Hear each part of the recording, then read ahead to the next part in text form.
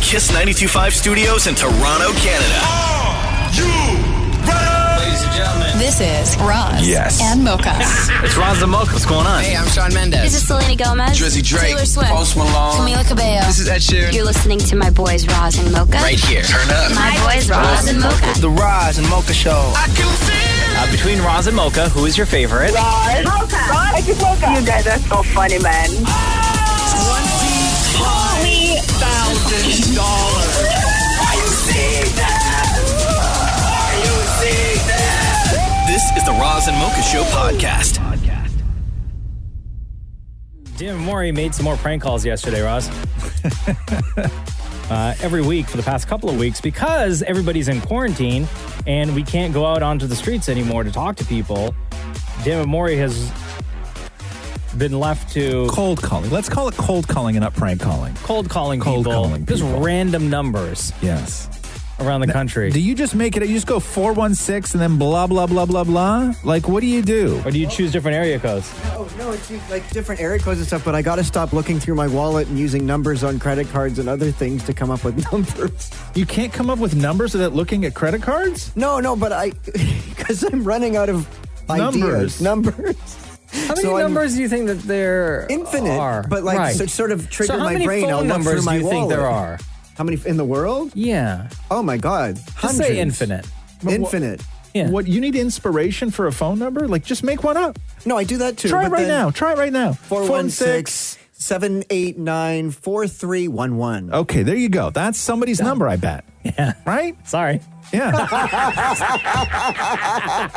Sorry for giving out your number. But we can't be, you can't hate on us for giving out your number. One, if we don't know who you are, and two, if we don't even know that is a real number. So Right. 416-225-7792. There we go. See? Easy. Right? Yes. Sorry. So what Maury wanted to do was tell a story and have people that he called continue the story.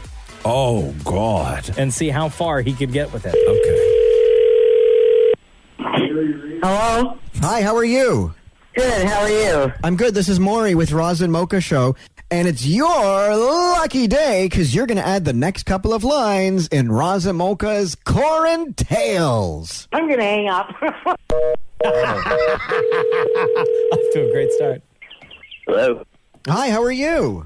Good. How are you? I'm good. My name is Maury. I'm calling from the Roz and Mocha Show, and I'm randomly calling people. So I'm bringing the city together in a segment I'm calling QuaranTALES, and we're going to write a story together, okay? I'm going to give you the start, and you're going to give me the next couple of lines that just randomly come to your mind. Are you ready? Okay. His name was John. He had just come from the discotheque, the year 1984. Oh, wow. He was sweating more profusely than he ever had in his life, but it had been well worth it.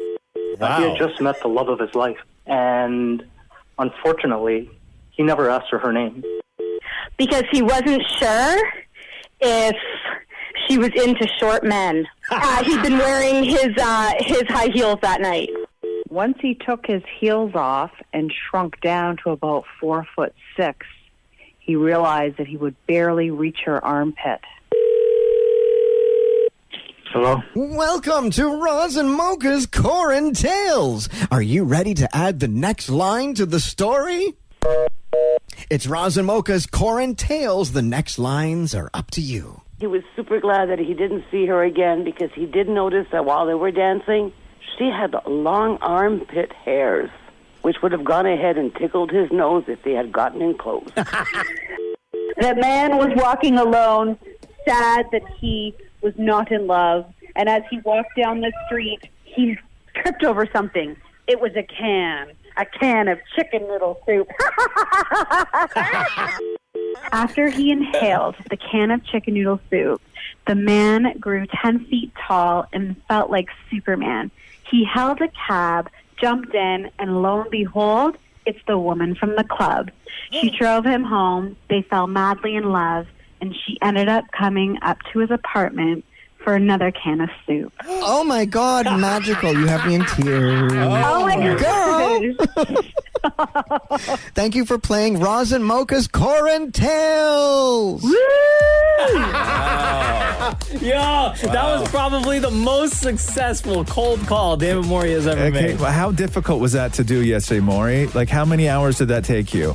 Just point with your, how many hours did that take you? 4 hours. Okay, we need another one for tomorrow. Wow, that's crazy. This is the Roz and Mocha Show podcast. Hi, we're calling from Sunnybrook. It's Anna, Kale, Aaron, Pang. We got a lot of girls here and guys. Love We all just want to say thank you guys for staying on the air and giving us something to come into and a great attitude. And we just love you guys, and we hear everybody's thank yous. Oh. And I'm not going to cry today. No, don't cry. Don't cry. You're going to make us cry. Here's the thing, though. You don't need to thank us. If anything, we, as a community, everybody listening right now, right across the country, we are thanking you and your entire team and anybody working healthcare from coast to coast. Because what you guys are doing is so incredibly important. What you guys are doing, risking your safety and your health for the safety and health and well-being of everybody else that you're coming in contact with. That's why we are thanking you. Yes, and we do hear the support. Hospitals do it all the time without thinking. And we need to also give support to all of our older population, and we need them to hear that we've got their backs. No, it's absolutely incredible. And I don't know. We just have to stick together. Well, I was just going to say that. I know that people through the tape. And people are throwing that around, but it may just be the most meaningful sort of cliche that is around right now, which is that we're all in this together, and we actually are. And I know you're super busy, but I just want to say this to you. I know Mocha said that he did not want your thanks, and that's his choice, but I will gladly take your thanks because I think I've been doing a spectacular job.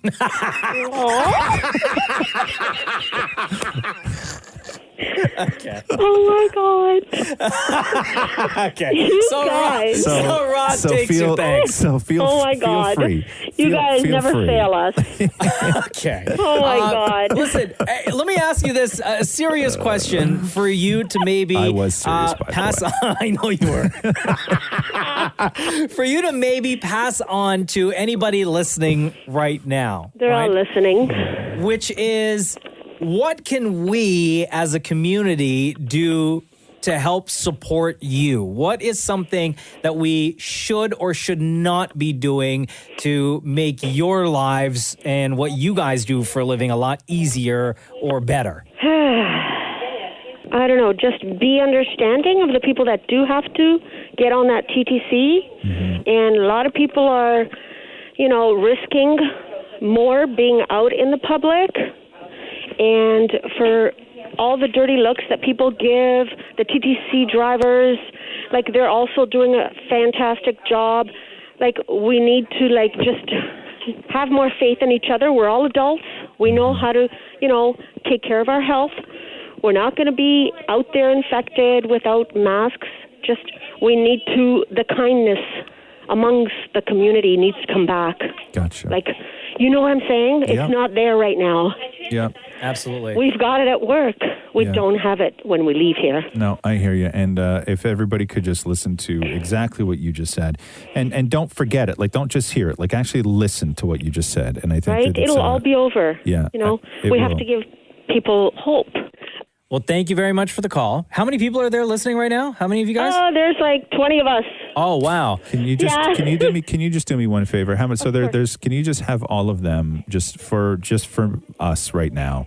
Okay, on the count of three, and I know you guys can't be super loud, but if on the count of three, because I think it would mean a ton. If you could just get everybody there to just say thank you, Roz. Thank you, Roz. Yeah. Hey, Mocha said he didn't want the thanks. Okay, I got an opportunity right now to get 20 frontline workers to thank me. All right. Okay, come here. On the count of three, we're going to say thank you, Roz. And Mocha. No, just Roz. Mocha doesn't want it. Okay. Okay. Wait, On the count of three. James. Okay, go ahead. On the count of three. On the radio. Ready? Come on, Tail. 1, 2, 3. Thank you, Roz and Mocha. No, you jerks. He's acting like an idiot. Okay. Yo, you're playing backfired, son. You better say some of that, not all of it. Love you so much. Thanks. right. We Thanks for love you joining us guys. today. Yeah, we love you too. This is the Roz and Mocha Show podcast. No, I love the wind. Do you really? I hate it. I love you hate the wind too, huh? Yeah, I know I a lot hate of it. people that hate the wind. Who likes the wind? Do you know who I've never in my life met somebody who hates the wind more than a friend of mine named Danielle McJimsey, or Danielle Graham, who hosts E-Talk. Oh, yeah, I love her. She's first of all, Danielle and her Didn't she just have Randall are her and her husband just had a second baby, right? Yeah. And they're so lovely, both of them. But they hate the wind? I've never in my life met anyone who, and it's not a dislike for the wind. Like Danielle hates the wind. Like if it's like she won't go outside and she can't enjoy herself if there's wind. Like she hates the wind like people hate Trump. Wow, that kind of hate, like huh? she hates the wind. It's incredible. Where I love the wind because I got kites. I got all sorts of stuff. Like I'm prepared for wind. Does she understands that wind is necessary? Yes. Why is wind necessary? Because it's the I want to say God's way of cleaning up dirt. God, you're bringing God into this now. Cleaning up dirt? Okay, hold on here. What if it's windy in the desert? Yeah. Here's a great desert question. wind is just to smoothen out the sand from where people walk. Maury, what's under the desert? What's like how far down? If you swept up If you swept all that sand, Yeah. what would be underneath? What's underneath all that sand? What's under the desert? A hidden road. But to where though? Like no, but in all honesty, like if you continue to just dig and dig and dig, continuously go underneath the sand, water. Like how deep is that sand, do you think? Oh my goodness, 6 feet. That's it. That's it? That's a lot. 6 feet. Okay. That's like a grave. Okay. Yeah. All right. So you're telling us that the desert, all that sand, that all you have to do is dig 6 feet under to get to... To get to what? Water. To get to water? So why haven't they done that? What happens, Maury? Why hasn't anybody done that? Okay, here, I have a question for you, Maury. You've been to a beach, right? Oh, many times. Okay, so what happens, though, when you're at the beach and sand touches the water? It turns to mud. Okay, so if keep piling sand over the mud doesn't have a chance to catch up to the sand. Okay, but then, so where's the water? Oh, it's kind of pooled underneath. But so then I see where you're going with this, because then it would just be mud. Right. Come on, man, read a book or something. Like, I don't know. I own books. Yeah, nothing on sand, though. No. Okay. Skip that one. Yeah. The Roz and Mocha Show podcast. I'm gonna have to start going on YouTube and looking up how to cut your own hair videos. Yeah. I'm getting there, bro. I'm getting there. I was like super close on Saturday to just taking clippers and shaving it all off. Really, huh? Yeah. I know. Just start fresh. Carson Daly did that on the Today Show last week, where he just took the razor to his head out back. But they were supposed to have some sort of big fancy stylist video Skype with him to sort of do like a tutorial for him so he could see him. Yeah. But then I guess they had set up this whole thing on the Today Show and everything else, and then they had a tech problem where the stylist couldn't see Carson Daly, so he had to do it over the phone. Oh no. But everybody's cutting their own hair. Everybody's cutting their own hair, man. Because I texted my barber like a couple weeks ago just to check in, right? Just to be like, hey, what's up? Hope you're doing good, right? Because their shop is closed now. And then afterward, like on the weekend before I almost cut my own hair, I was like, I wonder if I can FaceTime him and then he could walk me through the steps of cutting my own hair. Yeah. But I don't know how. It's tough. I'm way too nervous. The problem with cutting your own hair is this, okay? Is you have to retrain your hands because presumably you're going to be cutting it in front of a mirror. Yes. And everything flips opposite when you're looking at yourself in front of a mirror. Like it's so difficult to do. It's almost easier to not cut it in front of a mirror. So everyone is going through pretty much the same thing right now with all of our hair. Yeah. And Dan Mori, if you've noticed in the past couple of days, he's been styling his hair quite differently. Yeah, he slicks it off to the side. Well, I've tried to sort of see what would work, and so I just Googled young man 1920s hair. Like I just Right. wanted to see what to look vintage kind of thing. So But you've just like parted it. That's all. No, but I sort of slicked it off to the side because I wanted to look kind of like proper. Right. Yeah. It's the best you've ever looked, if you ask me. So Dan Mori has been styling his hair like that at home, with his husband, Dan Matthew, also being at home and noticing very much. Oh, no. Did you just leave your hair? Well, because it was so long, I thought I would style it. You look like something straight off the Titanic. Like, I thought I would try and style it kind of, vintage vibe. Vintage, yeah. You went way back to the 30s. But doesn't it make me look younger? No, it makes you look older, like you're from like 1912. No, not the Ready year. before the Titanic. Like an older year, but maybe it makes me look like a younger person from that year. Oh God, I don't know right now. Hello, I'm disinfecting every knob there is. Should I start with you?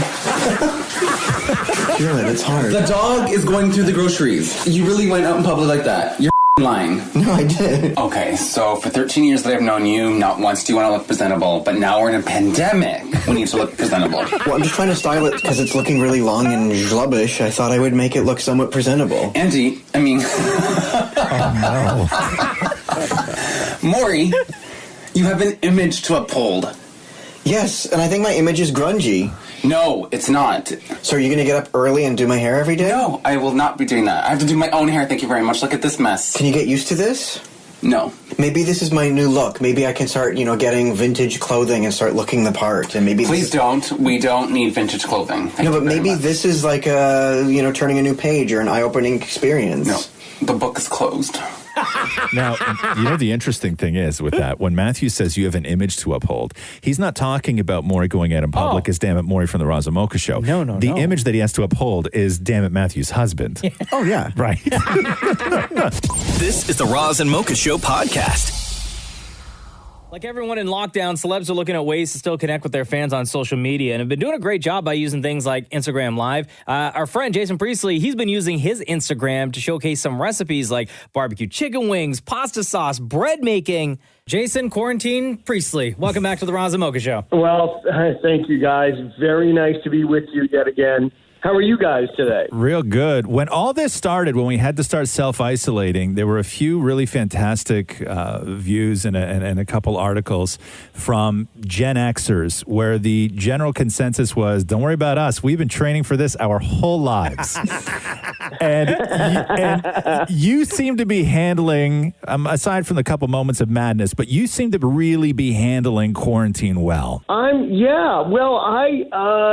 For me, it's I've got a 10-year-old and a 12-year-old. Your kids aren't far away from that. Yeah. I know, Roz.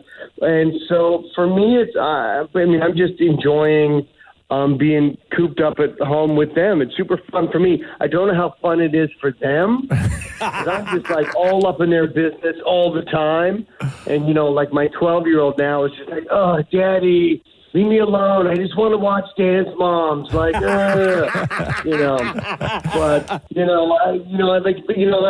life gives you lemons, right? So for me, I'm just trying to make the most of having some real quality time with my family and not having to go get on a plane and fly here and fly there and go be on the road all the time, which I kind of feel like we are a lot. Like, how are you guys producing the show? Like, you're in your basement, Roz and Mocha, you're in your basement, and is that weird? Is that hard for you guys? No, I'll tell you, we're actually in the studio, and what they've done is they've shut down the entire building.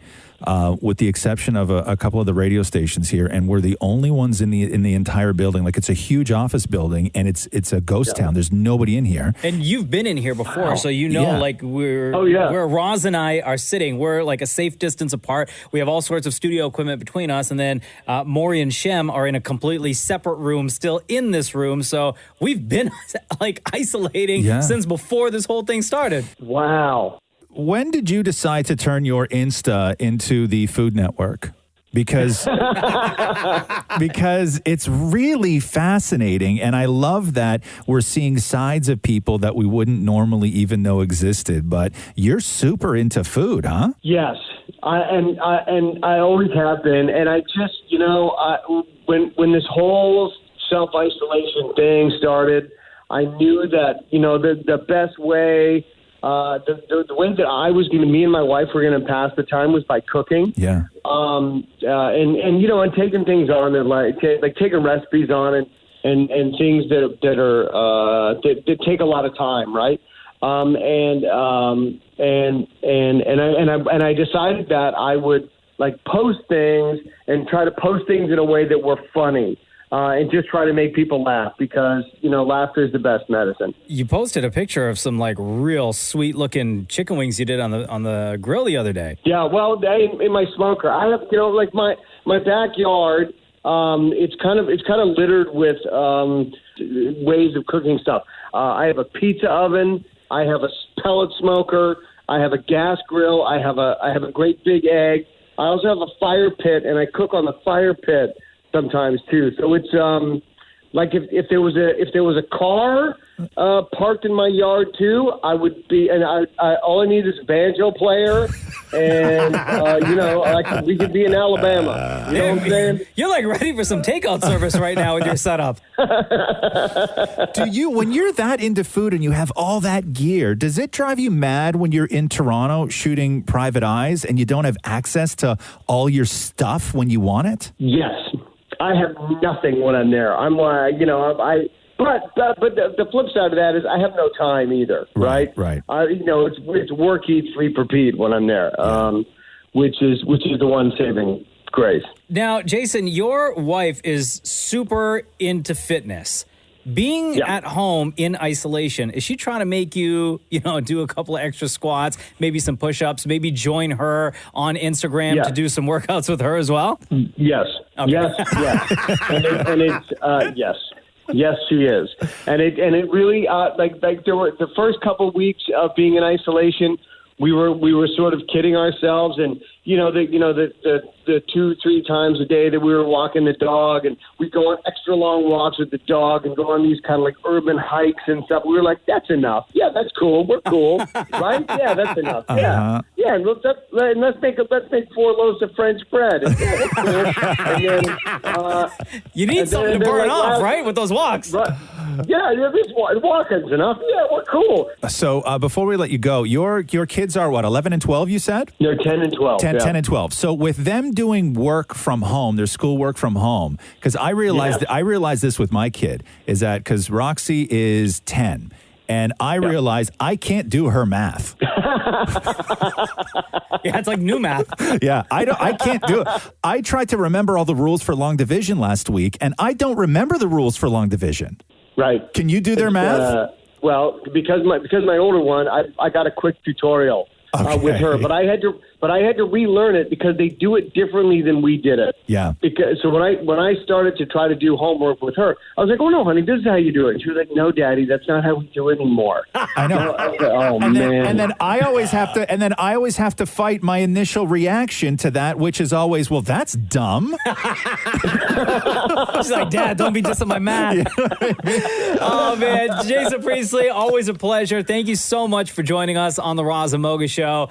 We appreciate it. Guys. Season 4, Private Eyes, out this summer. Does this mean because of everything, because of isolation? I know you guys were supposed to start shooting, I believe, Season 5 soon. How far back is that pushed? We still don't know because, there's still so many unknowns, right? I think we'll get back to shooting this summer. We'll get back to our show when everybody else gets back to life, right? Amazing. Jason Priestley, much love to you and your family, bro. Stay safe. You got it. I love you guys. Talk to you soon. This is the Roz and Mocha Show podcast. Hey, good morning, guys. Hey, who's this? Patrick. I was just calling in. I had a question for you guys. Quick backstory. I was at home with my wife, completely random, and it came to my head, and I just asked her. I said, "Hey, babe, do me a favor and count up by 11." Okay. And she started counting up. Long story short, she couldn't get past 100 without a mouth-to-brain malfunction. And And I was kind of curious as to how far Maury could get counting up by 11 before screwing up. Why? What's the significance of this? Is this like a thing? Absolutely nothing. Locked inside all day and completely bored and nothing to do, so I decided to mess with my wife, so I figured why not. Okay, hold on. Okay, now I presume when you say count up by 11, you're not saying start at 11 and then go 12, 13, 14, 15, 16. You're saying count by 11s. Count by 11, yes. Right. Maury's got a wild look on his. Maury, come in here for a sec. But you have to start at 1, right? No, just start at 11. Start at 11. Yes. Okay, 11, 22, 33, 44, 55, 66, 77, 88, 99, 110, 120, no, 121, 131, 141. What's 121 plus 10? 131. Right. Okay, so let's go back now to 11 then. 11. Yes. 22. Right. 33. Wait. Okay. Count on your fingers. 11, 12, 13, 14, 15, 16, 17, 18, 19, 20, 21, 22. Okay, yeah, go. 23, 24, 25, 26, 27, 28, 29, 30, 31, 32, 33. Go. 34, 35, 36, 37, 39, 40, 41, 42, 43, 45, 45. 45. Okay, go. Yeah. 6, 47, 48, 49, 50, 51, 52, 53, 55, 56. 7, 58, 59, 61, 2, 3, 4, 5, 6, 7, 68. Keep going. 9, 70, 71, 72, 33, 34, 35, 36, 78, 79. Okay. Sure. 81, 82, 83, 84, 85, 86, 87, 88, 89, 90. Okay.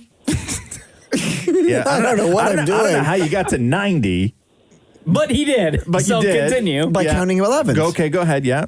90 plus and 11. you're counting using your fingers. Yeah, I know. That's why I said your fingers are allowed here. 90, 91, 92, 93, 45, 86, 87, 88, 99, 101. Okay, yeah. Okay. 1, 2, 3, 4, 5, 6, 7, 8, 39, 44. What's your name on the phone again?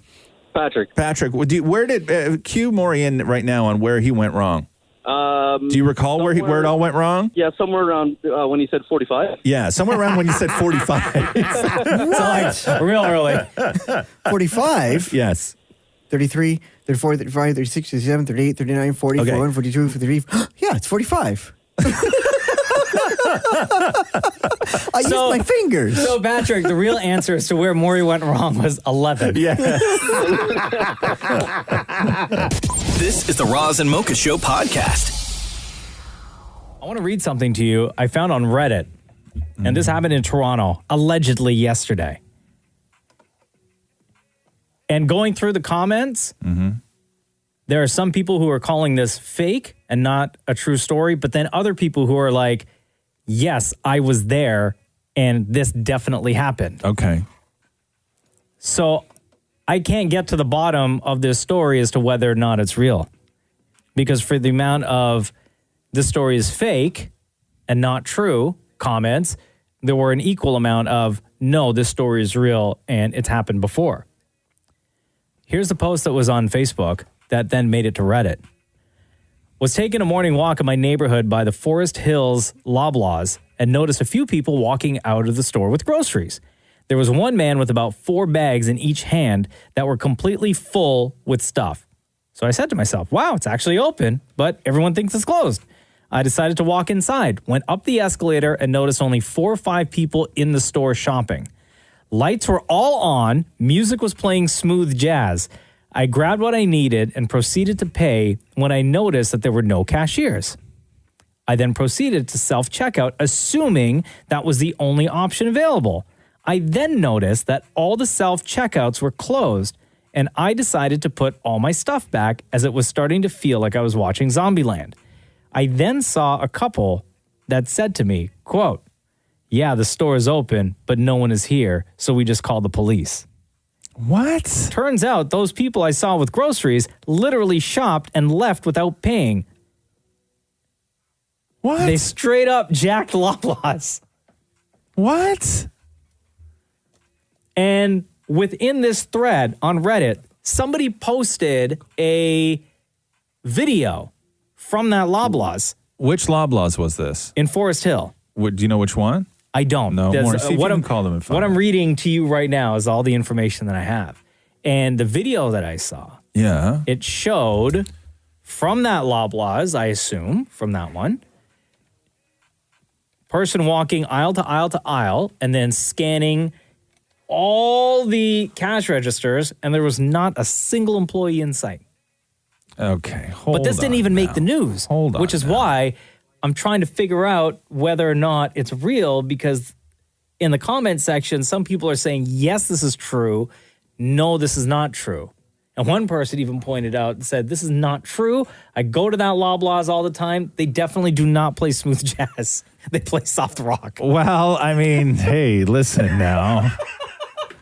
Okay, hold on here. Here's something from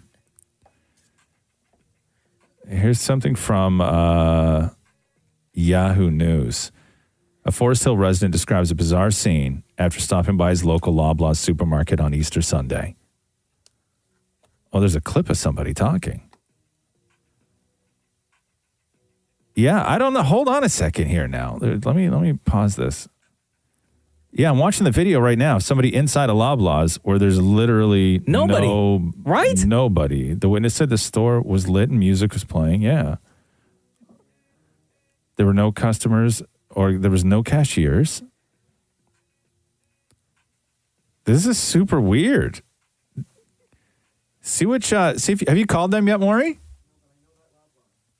Let's find the number. If anybody, can you text us right now, 925-555, if you know what location this Loblaws is, so we can call them? St. Clair and Bathurst. Bathurst and St. Clair? Okay, call them. Get at the top, it showed. Oh, get them on the phone. All right. We're going to play a song. We'll come back and see if we can get to the bottom of this story. This is so wild. So they said, this is, hold on here. Let me just Allegedly, see the end of the story. Let me just see the end of the story here. So it says, Yahoo Canada News reached out to Loblaws for comment. And then the story ends.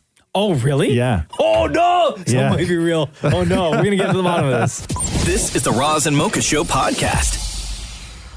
So we're trying to figure out, there was a story on Reddit, and it made it to Yahoo News, that there was a Loblaws in Forest Hill over the weekend on Sunday, on a day when it was supposed to be closed, that was just open and no employees were in there. That's the sort of story. Now, whether it's accurate or not, who knows? Here's a text on 925-555. It's true. I work part-time security at that Loblaws.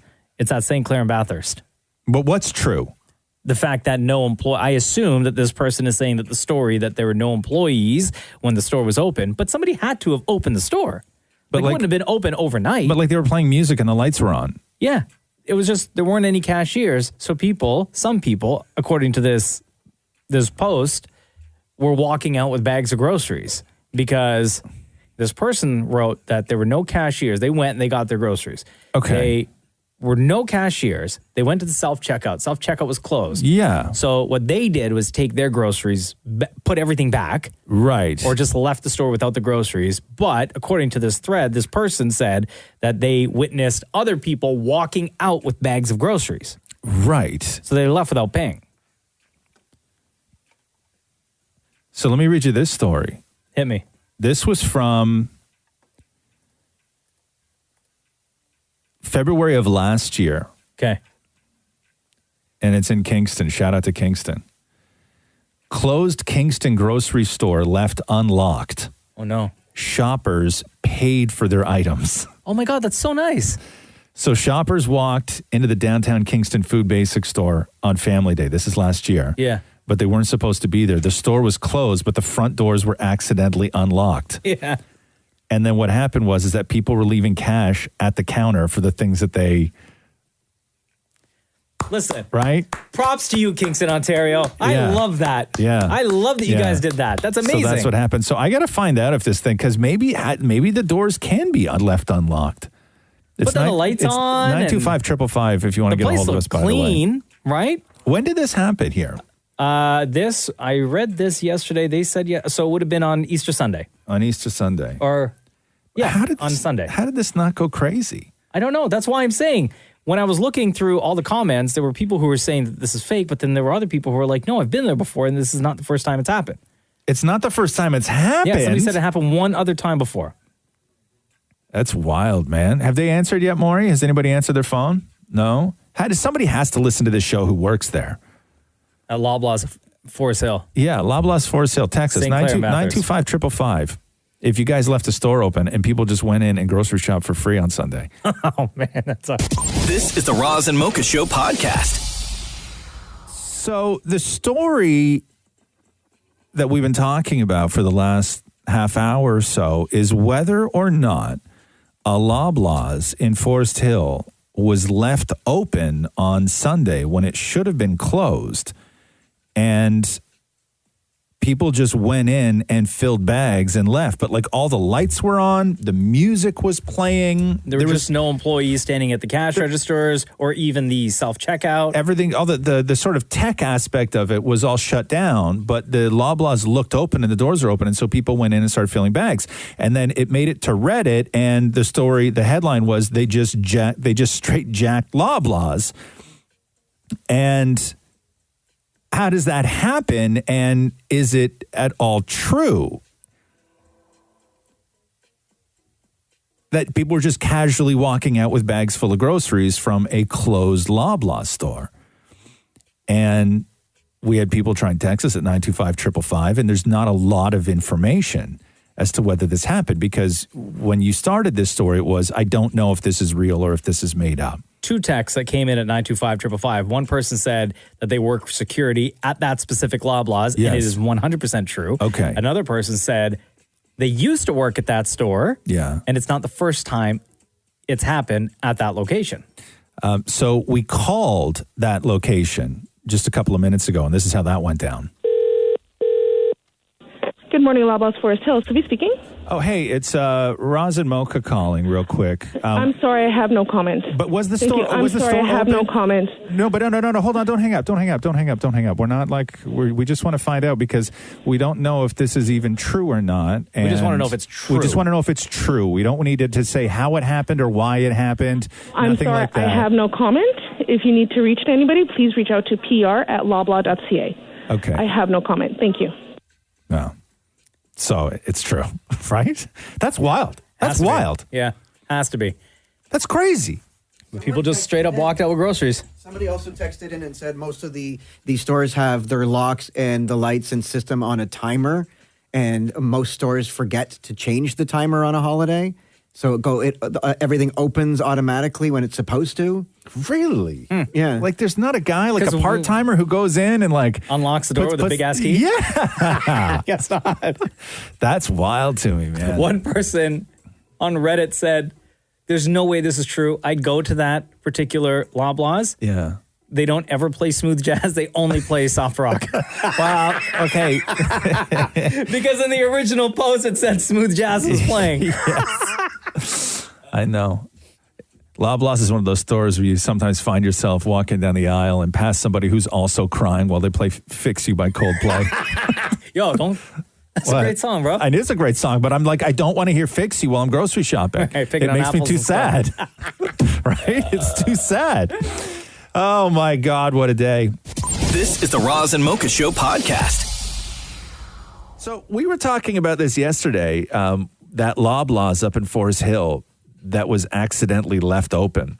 Mm-hmm. And we tried to get as much info as we could during yesterday's show because there wasn't a lot of info available on it at the time. And we called the Loblaws because it was obviously open. So the story was that on Easter Sunday, the Loblaws in Forest Hill was left open. The lights were on and the music was playing.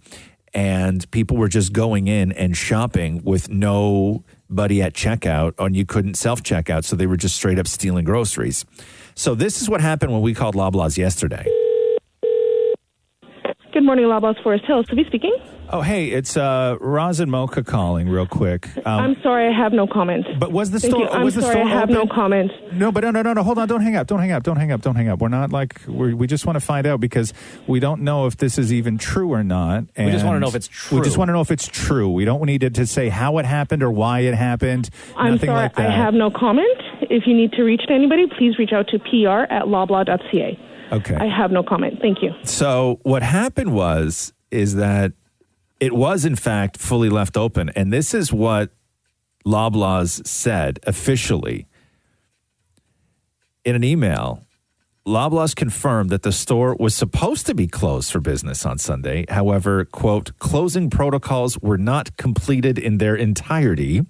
This, quote, resulted in a number of customers gaining access to our store. Yeah. And all the headlines, I have to correct these headlines because even this headline from the Toronto Star, customers take groceries from Forest Hill Loblaws mistakenly left unlocked Easter Sunday. No, thieves took groceries from a Forest Hill Loblaws that was accidentally left open on Easter Sunday. Because the original Not post, customers, thieves the original took post groceries. that I read, the person said they saw people leaving with groceries, right? Which is the story.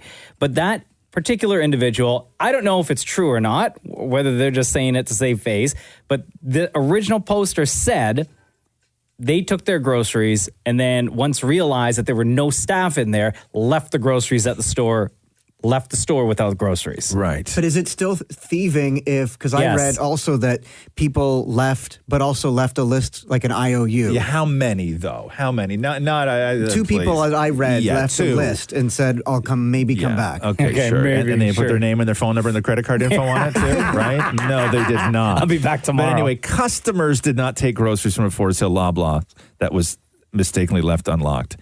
Thieves took groceries from Forest Hill Loblaws that was mistakenly left unlocked. This is the Roz and Mocha Show podcast.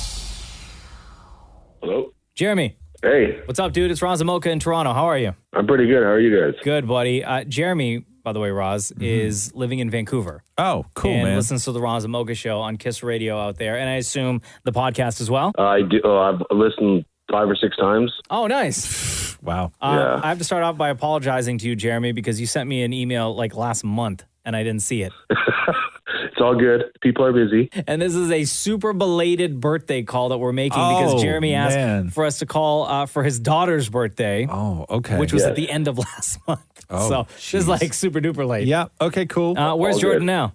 She's right beside me. 1 second. Yeah. There you go. Hi. Hi, Jordan. It's Roz and Mocha in Toronto. How are you? I'm good. Happy belated birthday. Thank you. How old are you now? I'm 11. What's the best part about being 11? Nothing. Oh. Especially in quarantine. Yeah. What have you been doing during the quarantine times? Trampoline. I do cheerleading, so I'm outside all the time. Nice. Good for you. Playing with my dog, painting, watching TV on my phone, basic stuff like that. Have you started school yet at home? Yes. Yeah. How's that going? Boring. Boring. Real Yeah. boring, How much work do you have? How much work are they giving you? Not much.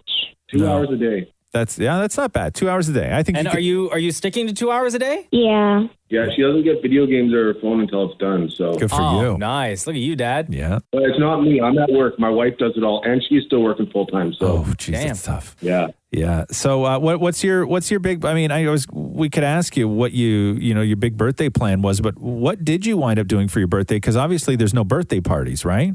Well, we stayed home. We had dinner, which was pepperoni pizza. It was homemade, and root beer floats. Oh, wow. That's the best. And then instead of having a big birthday party, by surprise, my best friend drive by and they honked their horns and gave me my birthday present. Aw, that's the best, Jordan. That's so great. I'm sorry that we were calling you so late. It's Past your okay. birthday, but we just wanted to make sure that we did call you to say thank you for listening to the Roz and Mocha Show, and more importantly, happy belated birthday. Thank you. You got it. And between Roz and Mocha, Jordan, who's your favorite? Mocha because of his laugh. Oh, that's great. Thanks. And Jeremy, between Roz and Mocha, who's your favorite? Roz. Yeah, man. But I have to admit something. My favorite over the show is Shem. Your favorite's Shem. Oh, nice. Oh, damn. Man. Only because he sounds like Scott McGillivray, and who doesn't like Scott McGillivray? That's true. That's That's true. true. Say. Yeah. Well, you guys keep safe out there in Vancouver. Thank you for listening. Thank you very much. You guys have a good day. This is the Roz and Mocha Show podcast. So, because there's nobody on the roads anywhere, People still speeding? Oh, God. And you were doing stories on this last week where it's just like an incredible amount of people getting busted. But now what's happening is, you know the Cannonball Run? Yeah. Remember they used to do movies about it in the 80s? It's the trip from New York to Los Angeles. Yeah. Super long road trip. And over the years, people have been breaking it over and over and over again. But now what's happening is people are doing it during COVID, which means there's no cars on the road. Oh, so you make that trip super fast. And so these guys just claim to have beat the Cannonball Run record. Oh, wait. Okay, so what's the record? No, you tell me what you think. Okay, From so New York from to- New York to Los Angeles. From New York to LA. Yeah. I'm going to say typically would take 3 days. Yeah. And I'm going to say somebody broke the record and did it in 2 days. They did it in 26 hours, 38 minutes. Stop it. Yeah. No, they didn't. Yeah. Yeah. Are you serious? What was the speed? Yeah. It had to have been flying. Okay. So now I don't know how they tracked this, whether they were like filming the speedometer or whatever it was, but they said that they reached speeds of up to 158 miles an hour. 158? Which is 158 miles an hour is What's that, 254 kilometers an hour. No. I don't even think you can go that fast in a car. Can you do 250 in a car? But are there not police on any of the routes that they but took? you go through these stretches of desert where you can pick up the speed, sure. Yeah. Yeah, but they crushed the old record by like an hour. Oh, the old record was 27 hours? It was 27 hours and something minutes. Yeah. But it said they were getting up to 158 miles an hour. No, that's incredible. I can't believe that. They did New York to Los Angeles in 26 hours. And when you look at these cars that they build, so and they used they're custom built. So they used to do them in these like super hot rods, everything else, but that's like a heat score. Cops see that coming a mile away. Yeah. So now they use like family sedans. Like a CRV. And so what they do is if you look in the trunk, the entire trunk and part of the back seat has been converted into one large gas tank. Wait, so they use one gas tank? Yeah, or to if get you, from New York to LA? or only fill up when you absolutely need to. But the gas tank is half the car. Well, how long would it take for you to fill up? I don't know. Like 30 minutes? Like 30 minutes, yeah. Standing there? Yeah. Friggin' holding the nozzle? I know. For 30 minutes? I know. And especially in those places where they don't have the lock on it. Like you're just standing there. Your hand gets sore after a while, right? You gotta take a break. Yeah, but no, that's what they said. So they did the Cannonball Run. They did New York to Los Angeles in 26 hours and doing speeds up to 158 miles an hour. Wow, that's insane. This is the Roz and Mocha Show podcast. I don't know if you saw this yesterday, but Andrea Bocelli oh my God, this is so beautiful. he did a solo vocal performance in Milan where they just let him take over the cathedral that was supposed to be closed down or is closed down because of the massive amount of COVID-19 cases. And millions upon millions upon millions of people watched this Easter concert that he did, this sort of one-man show. And this is a little bit of Andrea. It's still trending number one Is on it? YouTube. 25 million views, and it was posted up 17 hours ago. Crazy. This man's voice is just beautiful. Amazing grace, how sweet the sound that saved a wretch like me. Like, his voice is literally perfect, right? I interviewed him one time. Did you really? Yeah. I interviewed him one time, and he was in Toronto, and he was rehearsing for a show that he was doing, and they had him in this big sort of room, and it was a full orchestra. It was a full orchestra rehearsal. For the concert. And when I got there, I was standing in the room with a full orchestra, and they were rehearsing, and it sounded like a full orchestra. Like it was loud, like it's a full orchestra. Yeah. And then Andrea Bocelli came in to do his part, to rehearse, and he stood in front of them, in front of a full orchestra, and started singing with no microphone. And he drowned out the orchestra. Serious? No joke. Like, that's how loud he is. Really? Yeah, he was singing in front of a full orchestra with no microphone, and you could hear him better than any other thing in the room. Really? It was incredible. It was one of the most magical moments I've ever had in my entire life. Yeah. This is the Roz and Mocha Show podcast. Hey, I have a Drake question for you. Yeah. Because he built that big ass mansion in Toronto that he's just like living in. Mm-hmm. Quarantine. He's got staff there. We all know this, right? Do you think does he have staff like living in the house, you think? Like he has his own chef. He's got. Are his people quarantined with him? Yeah. Are they there with him, you think? I don't know. Like, I wonder if when Drake wakes up, right? And he walks down those marble stairs. Yeah. To that beautiful kitchen. Yeah. And he's like, I feel like having a coffee. Like, does he have staff there to make him that coffee? Or is he going to the Keurig and making it himself? No, I think that there's a difference between staff and entourage. I don't think he has like staff, like a butler, but I think he has entourage. Right. And I think his dudes are delegated responsibilities. Remember Turtle from Entourage? Yes. He was the guy that cooked he drove everybody around. Yeah. I think that there's a dynamic. Johnny was the cook. Yeah, I think that there's a dynamic within an entourage that they're delegated responsibilities. But do I think that he has like a butler that lives there? No. That is doing all the things? No. I don't think so. Because I know the security staff is still out front because I see videos all the time of people driving by and Drake invited me. And the security staff are all like, no, he didn't. They're all like, get the hell out of here, man. Drake told me I can come by to shoot some hoops, play some ball. Yeah. I knew somebody who tried to raise a kid in that neighborhood up in like the Bridle Path and stuff. And the kid hated it. Really? Yeah, Why? because there's nowhere to play. Like there's signs around the neighborhood that say no playing. Are you serious? Yeah, there's like no ball signs. Like there's like you ball, like street hockey or anything? No, like there's like signs with like a ball through it with like the line through it being like no playing, like whatever that means.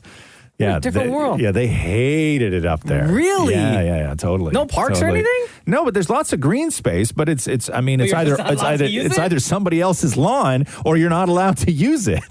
That's so weird. Yeah, they don't want that. They don't want somebody up playing. What are you going to do? Go throw a ball around? What, are you an animal? Yeah. No, well, come on, man. No, I was just thinking about that. Like, I wonder what kind of like normal thing, No. quote unquote normal things he does in that mansion. Like, are you picturing it like Alfred from Batman? No, not at all. Like, he just has like somebody who lives in the house that will take care of the cooking and stuff. And if he wakes up in the morning and is like, I feel like having a coffee, then someone's going to make him that coffee. Like, he would have a landscaper. Or if he goes into the kitchen and like makes it himself. Yeah, of course. Yeah. Do you think Drake knows how to cook? No, I'm not saying Drake doesn't know how to cook. Or does he listen? I think he does. You know what? I think he does. A lot of people have been surprising me over, people are doing a lot of videos where they're really great in the kitchen. Yeah. Really I think great Drake in the knows. kitchen. I think he does. See, I he picture him just heating up a Michelina's. No. What?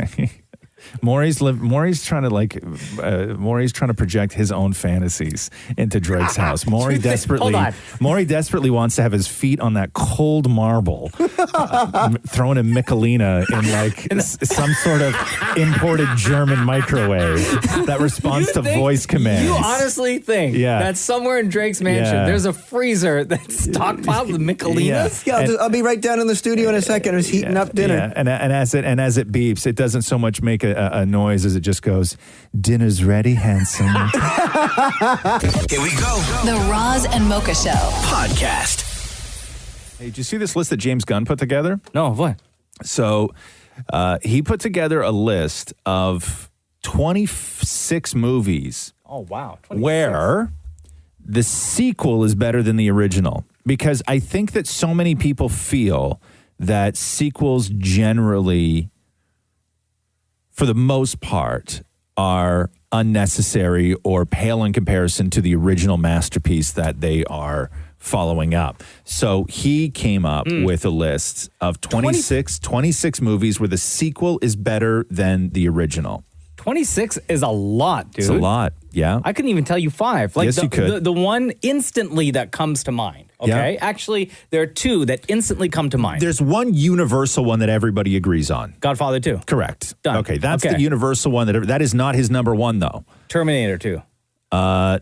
Is that on the list? No, it's not. Terminator 2 is not on the list? No, it's not. And it really should be, because T2 was an incredible movie. And it changed movie making, too. Yeah. Is yeah. Sex and the City 2 on there? No, Sex and the City is not on there, Maury. Okay, what is a sequel that was better than the original? There's another one that universally everybody agrees on as well. Don't say Back to the Future 2. No. Empire Strikes Back. Oh, easily. Yeah. Okay. Easily. So Godfather and Empire. Everybody agrees on those. Home Alone 2. Not Home Alone 2. No, Home Alone 1 is way better. Way better. I'll give you Okay. some of the other ones on the list. Some maybe. So Captain America: Winter Soldier. Oh, sorry. Can I interrupt? Yeah. Rocky 2. No. Rocky 2's 1's way better. Rocky 1's way better. Yeah, true. Okay, so. Blade 2. You know, I've never watched any of the Blade movies? No, it's great. He has Gremlins 2 on here. Absolutely not. No, I don't remember Gremlins 2 being better than way. Gremlins. He has Star Trek 2, The Wrath of Khan, which I 100% agree with. Okay. Empire Strikes Back. Yeah. He has X2 from 2003, which is better than X-Men. The original. Yeah. Paddington 2, which I agree with, but I love both Paddington movies. Okay. The Road Warrior, which was better than Mad Max. Agree with that. Oh, yeah, true. That's Yeah. Tina Turner. Yeah. Hellboy 2, better than Hellboy. Now, the one that my number one on this list would be his number 7, which is the Dark Knight, better than Batman Begins. Absolutely. Absolutely. Yeah. Yeah, I agree with that. Shrek 2 is at number 6. Oh my God, I love that one. Yeah. Evil Dead 2 is at number 5. Never seen it. The sequel to The Bad Lieutenant is at number 4. Uh-huh. Spider-Man 2 from 2004. So this is the sequel to the first Tobey Maguire movie. Was that Doc Ock was in that? Yes, I think so. Maybe. Godfather 2 is at, by the way, this is James Gunn put together a list of 26 movies where the sequel is better than the original. Okay. Godfather 2 is at number 2. And number 1 on James Gunn's list as far as the movie where the sequel was better than the original is Toy Story 2. You know, I was just thinking about that. Or you? Yeah, I was going to say Toy Story 2. Yeah, That's a great movie. 100%. I love those movies. Yeah. Wow. Yeah. So I guess it is easy to come up with like a list of 26. I know, but you don't want to, though, because I like having the argument that sequels ruin everything. This is the Roz and Mocha Show podcast. Hi, it's Roz and Mocha.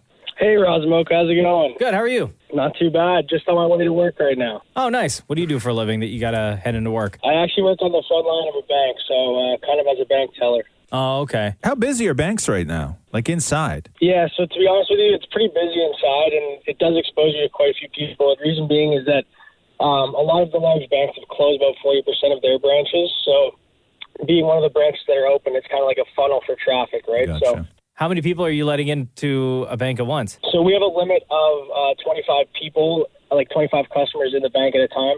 Oh, really? That and seems we've like a actually lot. reduced it. Yeah, it's so there's actually lines similar to grocery stores. There's lines sometimes wrapped all the way around the building, but Wow. we're doing our best to get as many people in as possible, and we appreciate people's patience, and it's great catching up with people who are waiting in line outside. I went to a grocery store yesterday that had one-way aisles.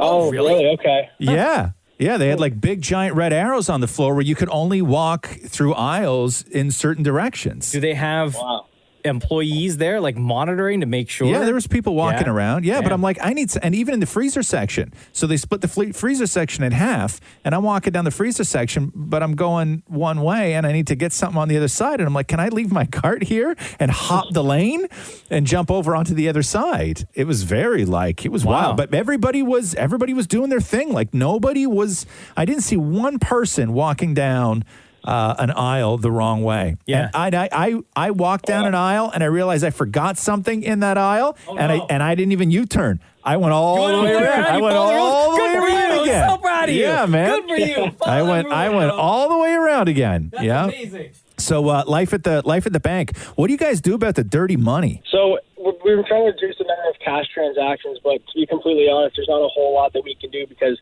there's small business owners and customers that need to exchange that cash or take cash. And, we're doing our best to keep our hands clean, and we appreciate people who are understanding to that and who are patient with us when we're handling the money and taking the money and things like that. So we're taking precautions, and we have areas where people can stand and where they can't stand, and barriers and kind of directing traffic. But ultimately, it's just another one of those frontline services, essential services that we're doing our best to do everything we can to serve. Well, thank you for what you do. Thank you for calling in, and thank you for listening to the Roz and Mocha Show. Thank you guys for everything you do, and your hard work didn't go unnoticed. So take care, gentlemen. Hey, between Roz and Mocha, who's your favorite? I've done a lot of thinking about this, and Roz, you're a smooth, cool dude and everything, but I gotta say, Mocha, you're definitely my favorite. Okay, thanks, man.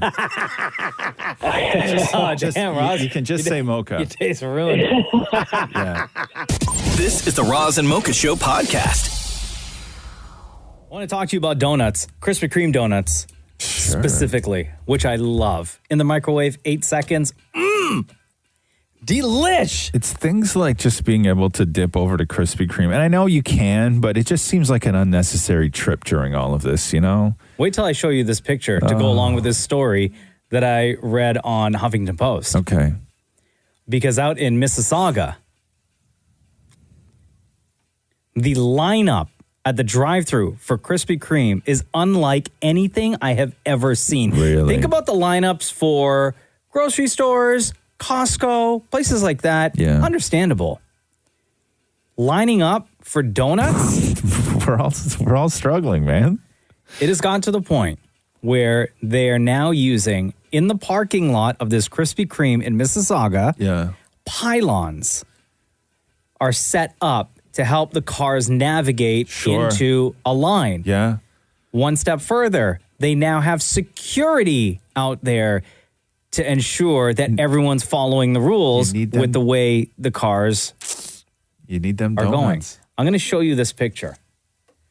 This is a lineup just to get Krispy Kreme donuts in Mississauga. This is an aerial shot. Oh my It's the entire parking lot that it has a Krispy Kreme. You can see there's a Staples, and then there's like a Ashley furniture store. So in this lot. They're lined up. The way that they're lined up is that it's like in the zigzag sort of formation. It's the car version of going through Canadian customs when you get off an international flight. Or waiting for a ride at an amusement park. Right. Yeah. Everybody just sort of, you go through the loop and then you go back again and then you awkwardly pass that same car 5 times. One person told the Huffington Post that the first time he waited 2 hours. Oh, Jesus Christ. For 10 boxes of Krispy Kreme 10 donuts. boxes. He then went on Easter Sunday and sat in his car for 3 hours and got 5 boxes. Really? They're also on Uber Eats, so I'm confused. Why wouldn't you just wait at home for 3 hours? I'm glad you asked that question, Dan Amore. That's a first. Because not only is this happening in Mississauga, it's happening out in BC as well. Yeah. Quote, there's just literally nothing else to do. So might as well go wait for some donuts. There's one guy who talked to Global News in BC. Gets you out of the house for 3 hours. Yeah, but you're supposed to stay home. Exactly. Well, yeah. You're supposed to stay home because when you go through a lot of the tweets, people are like tagging like the mayor of Mississauga and Doug Ford and Trudeau and saying like we're all supposed to be social distancing. Like check out these lineups for donuts. I know. So, okay, question for you. Is this every day there? Because presumably they're open every day. It's every day. It's every day. Okay, question number 2. Yeah. If you do wait in that This line. is actually question number 4. Okay. By the way. Okay, now question number 5. So if No, you didn't ask 4. Oh, right. Just ask your damn question. If you're waiting in that line, are you buying enough donuts to last you a few days so you don't have to go back? Like, you can just nuke them. It depends on how much you love those donuts. If you want to go through 10 boxes in a day. Yeah. Then you go through 10 boxes. I saw a guy on Twitter the other day dipping a Krispy Kreme donut into KFC gravy. Oh, Jesus, that sounds amazing. Okay, so... come on. No. Yeah, imagine that line. Okay. Oh, you did. gotta go serious? imagine somebody sends you out for the donuts and the gravy. You're waiting a That's lot. your day. That's your day. That's an entire work day. Oh, my God. This is the Roz and Mocha Show podcast. WWE major layoffs. So Kurt Angle gone, Rusev gone, Zack Ryder gone, Kurt Hawkins gone, Carl Anderson gone, Luke Gallows gone, Sarah Logan gone, Leo Rush gone, No Way Jose gone, Epico gone, and Drake Maverick is a young WWE star, and this was the video that he did to fans. You have it over there, I think. This was the video that he did talking to fans yesterday, and I'll tell you, it's heartbreaking, man. And I know you can say whatever you want about pro wrestling, but it's their whole world, and they work their asses off. And this was Drake Maverick talking to fans. So I just got off the phone with WWE Talent Relations' Mark Carano, that has told me that as of today, I have been released from my WWE contract due to the current climate with what's going on in the world, and I'm like everybody else where I probably didn't take this as seriously as it is at the beginning, but it's affecting people's lives, it's affecting people's jobs, it's affecting the way people make a living. I'm very fortunate that WWE is still allowing me to compete in the NXT Interim Cruiserweight title tournament, but it's very likely that those will be the last matches I ever have. Oh, man. There's a lot of people I'm not going to get a chance to say goodbye to that I really loved, that I really cared about. If these are the last three matches I have, I just want everybody watching at home to know that you'll have my all. You'll have everything. Damn, bro. Right, bro? That sucks. That's so bad. That poor guy. And it's a heartbreaking video, too. His name's Drake Maverick, and you just go into his mentions, and everybody and a lot of vets sort of came out to comment on his post, being like, bro, you're not done. Like, this is not forever. It's just for now, and you'll be back. But, man, it's heartbreaking. This is the Roz and Mocha Show podcast. Hello? Yo, what's up, man? It's Roz and Mocha. What's going on, man? How are you? Good, how are you? Good, buddy. I just had a real quick question about your text, because I need to be clear on something, all right? Sure. You said, can someone please tell Mocha to stop talking when Roz is saying the news? It's actually starting to get real annoying. Do you mean you don't like it when I'm talking, like asking questions or interacting with Roz during the news, or you just want Roz's voice alone on the news? No, you interrupt him, man. You interrupt him. I know what he's talking about. I know what he's talking about. I don't mean to interrupt you, sir. I know how that feels. Any story that has to do with wrestling. Yes. Oh, wait, is that the story, yes. sir? The sound effect today was terrible. Doesn't matter what I say. You cut me off after it doesn't everything. matter what you said, right. Brody. Yes. Yo, I've been listening to you guys for about 10 years now. I work that's amazing. Thanks, man. I work in construction, but. so every morning at 6 a.m. I wake up and listen to you guys on the way to work. Yeah. And it's honestly a joy, man. I'm teasing with you, Mocha, man. No, I know, brother. Hey, let me ask you a question, sir. Sorry to interrupt.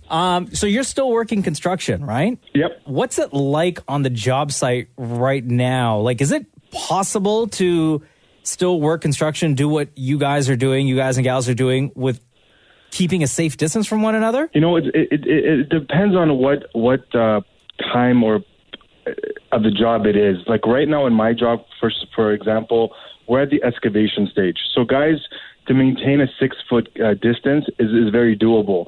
But as the building begins forming and concrete is being poured, it becomes very, very difficult.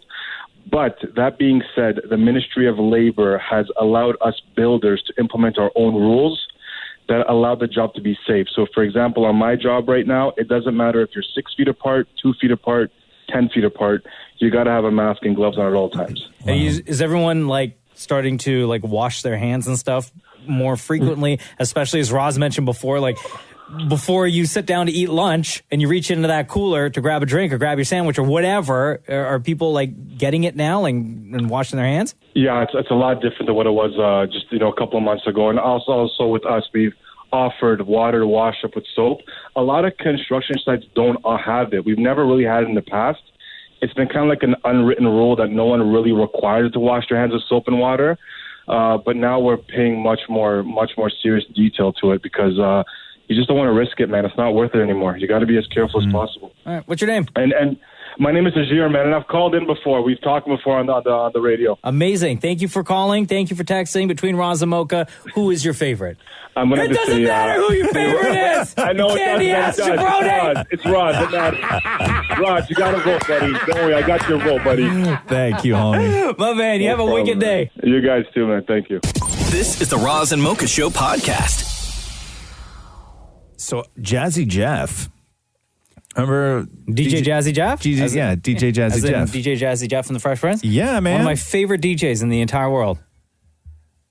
Don't tell me something bad happened to him. Please don't tell me something bad He happened. developed coronavirus-like symptoms. No. And yeah, at the end of last month. And I guess Will Smith has some new show that he's doing, like a podcast kind of thing. It's on Snapchat. Is Snapchat still a thing? Yeah, Snapchat's still a thing. It's a Snapchat series called Will From Home. Listen to this. This is Will Smith talking to Jazzy Jeff about all the symptoms that he had when he went to get treated by a doctor. I came home from my trip, like I feel like I'm coming down with something. Out in the bed, don't remember the next 10 days. Wow.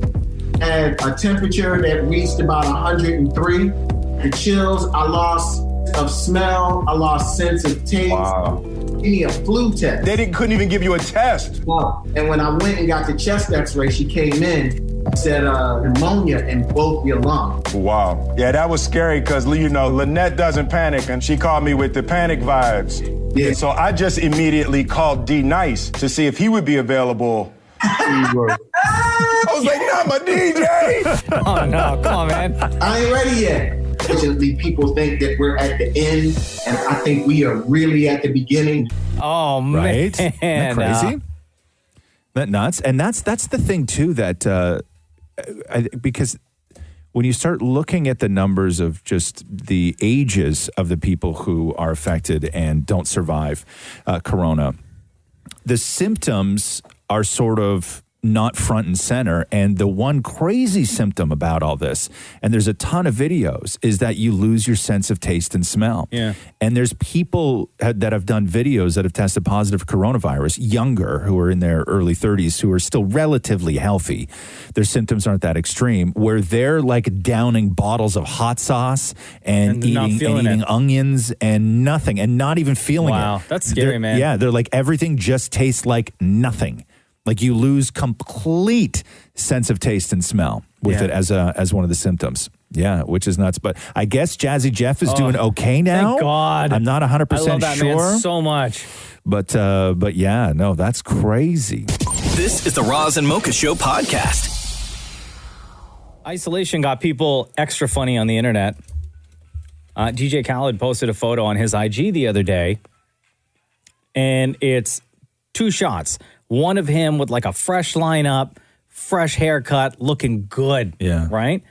And on the right side of the screen is a picture of what he looks like now. Right. With no haircut and like super bushy beard, unbrushed, like just looks like he just woke up, right? I know. And all the grays come in and too. all the grays, right? Yeah. So what Khaled posted was, I'm going to figure out a way to get a haircut, LOL. And then somebody said on that picture, DJ Khaled went from we the best to we depressed. This is the Roz and Mocha Show podcast. Woo! Damn it, Maury, come in here, my love. Have you seen Maury's hair?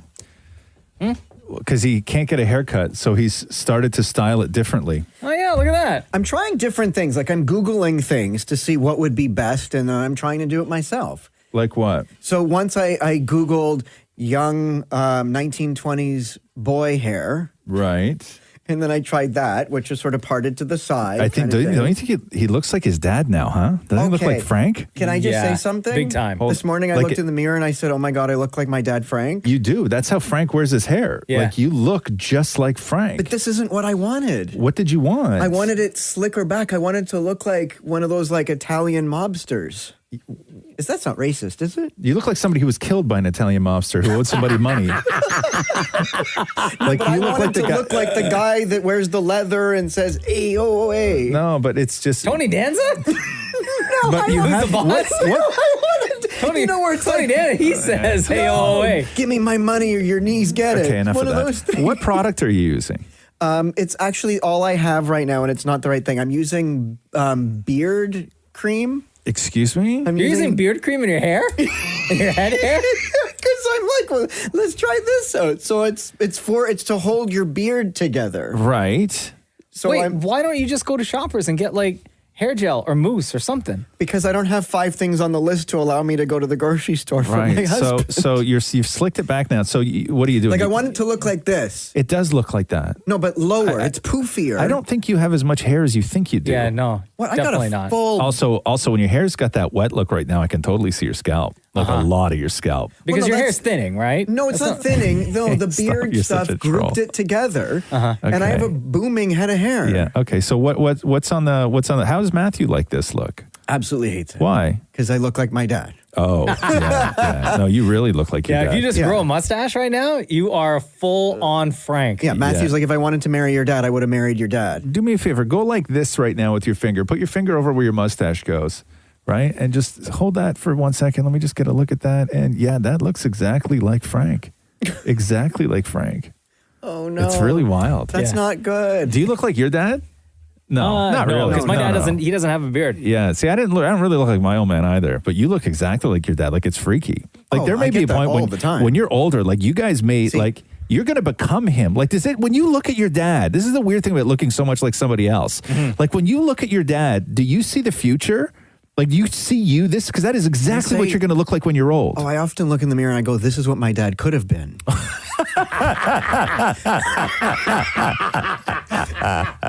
See, but the thing is, even his friends think that because his nickname, Frank, is my dad. His nickname at work is Mort. Right. And they call me Little Mort. Right. See, but I wonder if your dad looks at you and goes, Wait, so at work here, you are damn it, Maury. yeah. For Frank, at his work, he's damn it, Mort. Yeah. Mort. Yeah. That's what they have, Mort. I wonder when you look so much like somebody else, like if your dad sees the resemblance as well, and if he looks at you and just thinks like, God, I was in way better shape than he was at 40.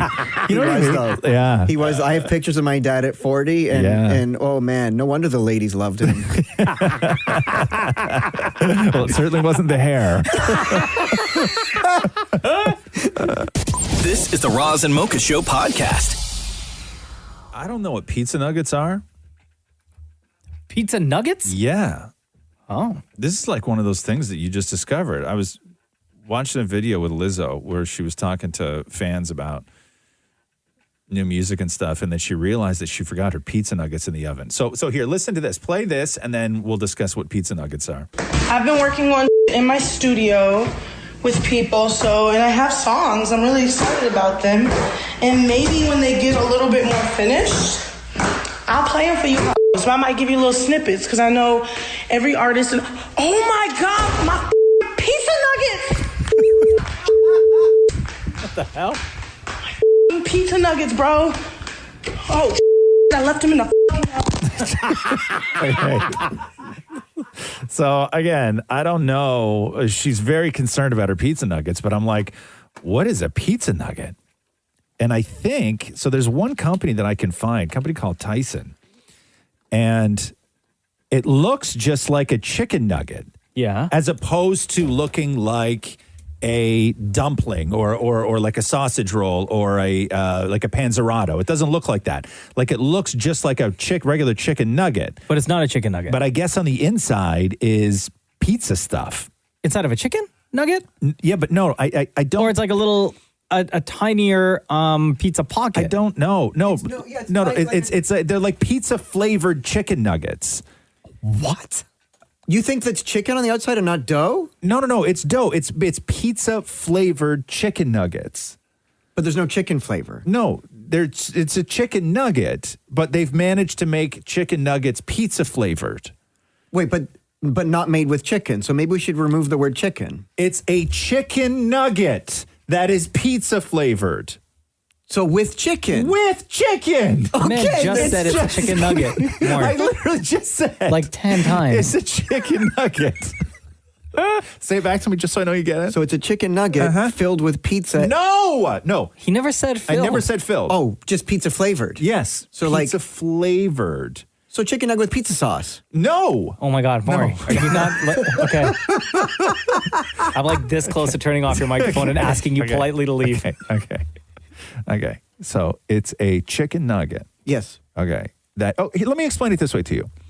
Take a potato chip. Mm-hmm. Okay. You have a ketchup potato chip, you have a dill pickle potato chip, and you have a barbecue potato chip. Yeah. All of them are potato chips. That's right. All of them taste differently. That's right. What makes them taste differently? I guess the seasoning. Okay. So this is a chicken nugget that tastes like pizza. Well, why the hell didn't you just say that?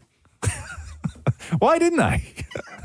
Yeah, I apologize for being so confusing, Maury. This is the Roz and Mocha Show podcast. Hello, this is the Roz and Mocha Show. What is your name? Robin. Hi, Robin. How are you today? Good. Well, not happy. Oh. First time leaving my house in a month. Got to go to work first time in a month. I got to scrape snow off my car. Yeah. How is that fair? What do you do that you're being called back to work after a month? I work in a school and I have to go in and do some paperwork. Gotcha. Okay. Just for one day, the day it snowed. Yeah. How is that fair? Okay, but hold on a second, Robin. It wasn't like a major dump of snow that fell Okay, that you but got to listen. shovel the driveway and you got to brush a ton of snow off your car. Fading. Like, listen, my tan is like peeling as we speak because I went away. It's the first time leaving the house since I got back. When did you go away? You went away for March break? Yeah. What's the matter with you? Listen, it was time to go. No, they said it was time to stay. No, I left on the Thursday, the 12th, just before they closed the border. And let me tell you something, okay? I was also supposed to leave on the 12th on the Thursday.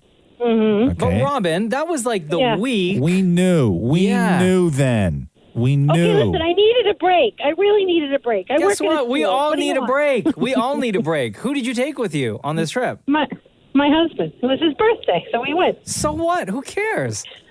Okay, but seeing the way the news is right now and all these deaths and how many people are getting COVID every single day, those numbers are like way up there every day. Where did you go? We went to Mexico. There was only 5 in the whole country, and nobody was near where we were.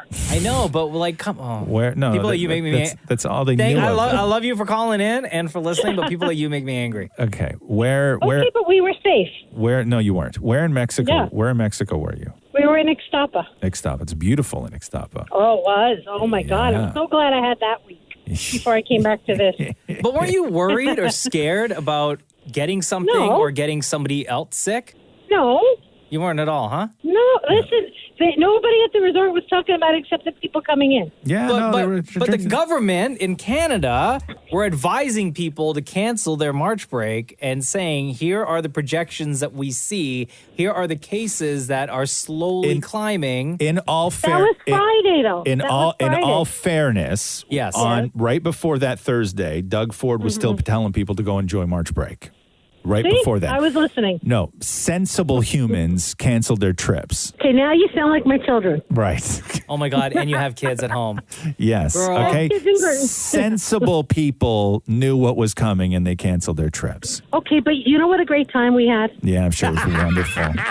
You may have, I know that tan's peeling. I know. You may have got the last vacation to Mexico ever. Oh, I did. They closed the borders. People who were there that were staying longer than us had to come home with us. Yeah. Really crammed on the plane coming back. Yeah. Oh, poor you. So then you quarantined for what, 14 days? 14 days, yeah, and then we still didn't go out. Yeah. My husband's a bit older than I am, so he's not supposed to go out. So for the sake of everybody, we just stayed home. I mean, we were good for food and everything. And, you know, the kids came by, did a drop-by on the front porch. Hold on. Your husband, you said, is older and shouldn't be out anyway, right? Right. Your dumbasses should have stayed home for March break. You Yeah, went on but March listen. break. You have kids. You didn't even bring your kids No, on I March break. Listen, I have grandkids. Listen, we're up there. Okay. But I'm telling you, we had the best time. Oh, good. I love stories like this. Oh, man. Robin. Okay, well, enjoy your first day back at work. Yeah. Okay. All right. Later, girl. Okay. Bye-bye. This is the Roz and Mocha Show podcast. Carly, how are you? It's Roz and Mocha. Oh my gosh. Hi, guys. How are you? Good. You sound so surprised to talk to us. Did you not know you were going to be a part of FML today? Well, like, listen, man. Like, I thought this was not real for a little bit there. I was like, this isn't real. This is not happening. So, Carly, you wrote us this. Roz and Mocha fixed my life. Started a new job right in the middle of the COVID-19 crisis, and I'm pretty much faking it till I make it. Wow. They threw me into the job at full speed with little to no training. Wanted to see if Roz and Mocha had any words of wisdom for me.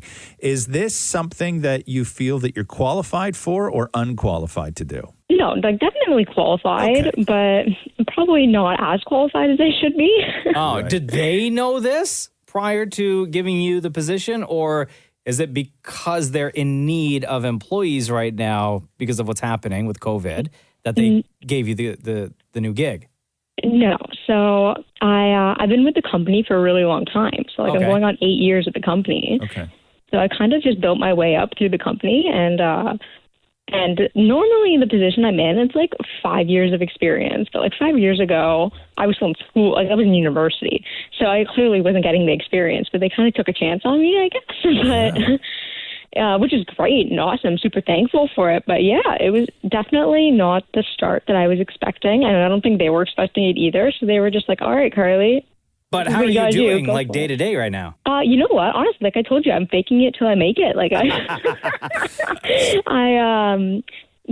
I'll get a random question from someone, and I'll just be like, "Let me get back to you on that."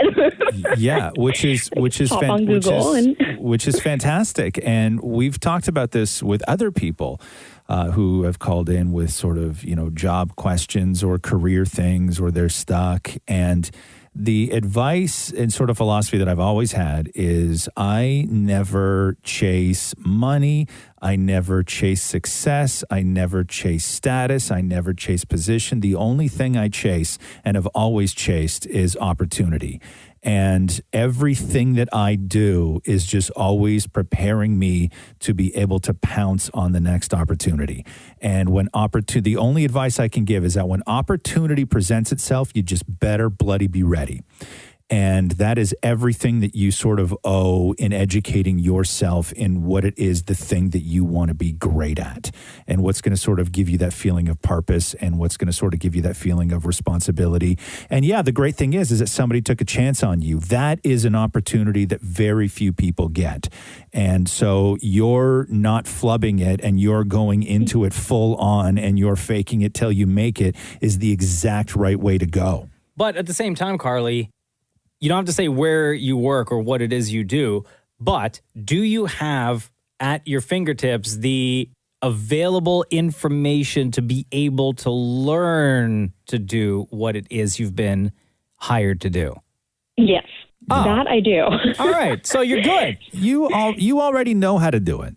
You've just never done it. Yeah, that's the thing. You have the resources available, so use every single bit of resource that you can to learn, whatever it is that you are trying to accomplish right now. Yeah, you guys are right. You know what? That's awesome. You know what? This is awesome. You guys made my day. I have no other words for you. With a scaled back office right now, I don't know if you're working from home or if you're going in, you don't have to say, but with having things kind of scaled back, you have a little bit more time to do your own independent research on what it is that other people are depending on you for and expecting from you. So use the time that you have right now to learn every single thing about what it is you do and how you can contribute to the company that you work for. Yeah, you guys are so right. And you know what's awesome too is I have a great team. So they have like a ton of mentors for me. So I'm constantly reaching out to they're my main resources. So it's kind of great that I got that too. And normally, one of the great things about everything that's going on with coronavirus right now is that the world of sort of cynicism, to me, has subsided a bit. I thought that people were going to be a whole lot more cynical, especially when it comes to meetings or how people are functioning at work or online or whatever it is. But people are sort of chill, and a little bit of kindness and patience is being displayed in areas where you don't normally see kindness and patience. And the position that you're in now with having to go through this promotion in the middle of COVID is everybody has so much crap that they got to worry about. People aren't looking at you right now going, oh God, why did she get the job? You are in an incredibly fortunate position right now to be getting a promotion. Like everything about it is perfect. I know it's a nuts time and it didn't happen the way or at the speed that you maybe thought it was going to happen. But man, this is a perfect opportunity to take full advantage of. Yeah, you guys are so right. Take advantage. Use the resources, Carly. You guys are amazing. Thank you so much. You guys make my day every day. Oh, thank you very much. Between Roz and Mocha, who's your favorite? I'm sorry, Mocha. It's Roz. Why'd your voice just shake when you said that? Like it was hard to say. I love you both. Like it hurt a little. I love you both so I don't know, much. Carly. Sounds to me like you're faking it till you make it. That's the motto for 2020. Carly, all the best to you. Thank you very much. Take care, guys. This is the Roz and Mocha Show podcast. I'm going through Gwyneth Paltrow's Goop list of all the things for Mother's Day that she's recommending you buy. Mm-hmm. She still sell that candle that smells like a vagina? Yeah. Or is it still sold out? I think they still sold. I think it's sold out. Oh. But it did very well, by the way. Bought 2 cases. Yeah, Elton John bought 2 cases, apparently. Wow. Yeah. Great supporter. So Goop's extravagant Mother's Day gift guide. Okay. The whole gift guide comes out to $82,000. Not that you're supposed to buy everything because there's multiple things that are sort of similar. $82,000? Yeah, she's got some really good pans that I would love on there. I'd like this stuff for Mother's Day. Or pans? Like okay. cooking pans and stuff. Okay. But there is there's a $30,000 Cartier watch. Yeah. A $12,000 vintage Hermes Kelly bag. Who's her clientele? Millionaires? Well, I don't know. It's not regular folk. Oh, we haven't even got to the best part yet. There's the best part still? Oh, son. So there's the G-Tox Ultimate Dry Brush. It's featured heavily in there with some detox bath salts. That's also real good. There's a not safe for work 450-piece puzzle that is just boobs. Yeah. We have a mug at home that I think Roxy got it for me for Father's Day one year, where it's just all boobs. Really? Yeah, because boobs are hysterical. We all use it. It's like cartoon boobs, like it's little drawings of boobs, right on it. Yeah, we use it all the time. Has anyone seen my boob mug? Yeah. And I had it. I had to do a Zoom meeting last week, and I was having a coffee, and I realized I was drinking out of the boob mug. And? Yeah, no, nobody said anything. Nobody even caught it. But keep in mind, this is for Mother's Day. Yeah. Okay, so this is like gifts that you would give to your mother, maybe your grandmother. Like this is a gift for mothers, right? Like this isn't an anniversary gift guide. This isn't It's not romantic. It's not romantic, but on the gift guide for Mother's Day is a vibrator necklace.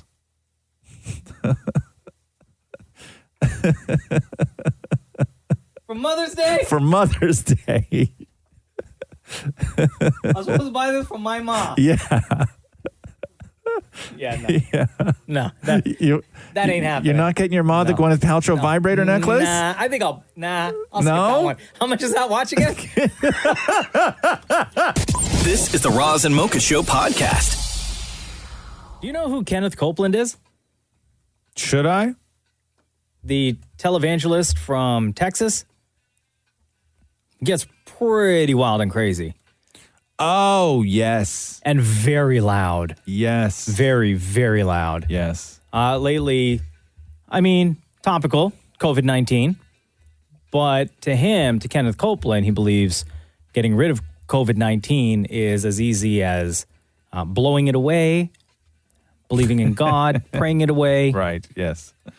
So he did this crazy, I say crazy, maybe you're a follower. I won't call him crazy. Who, me?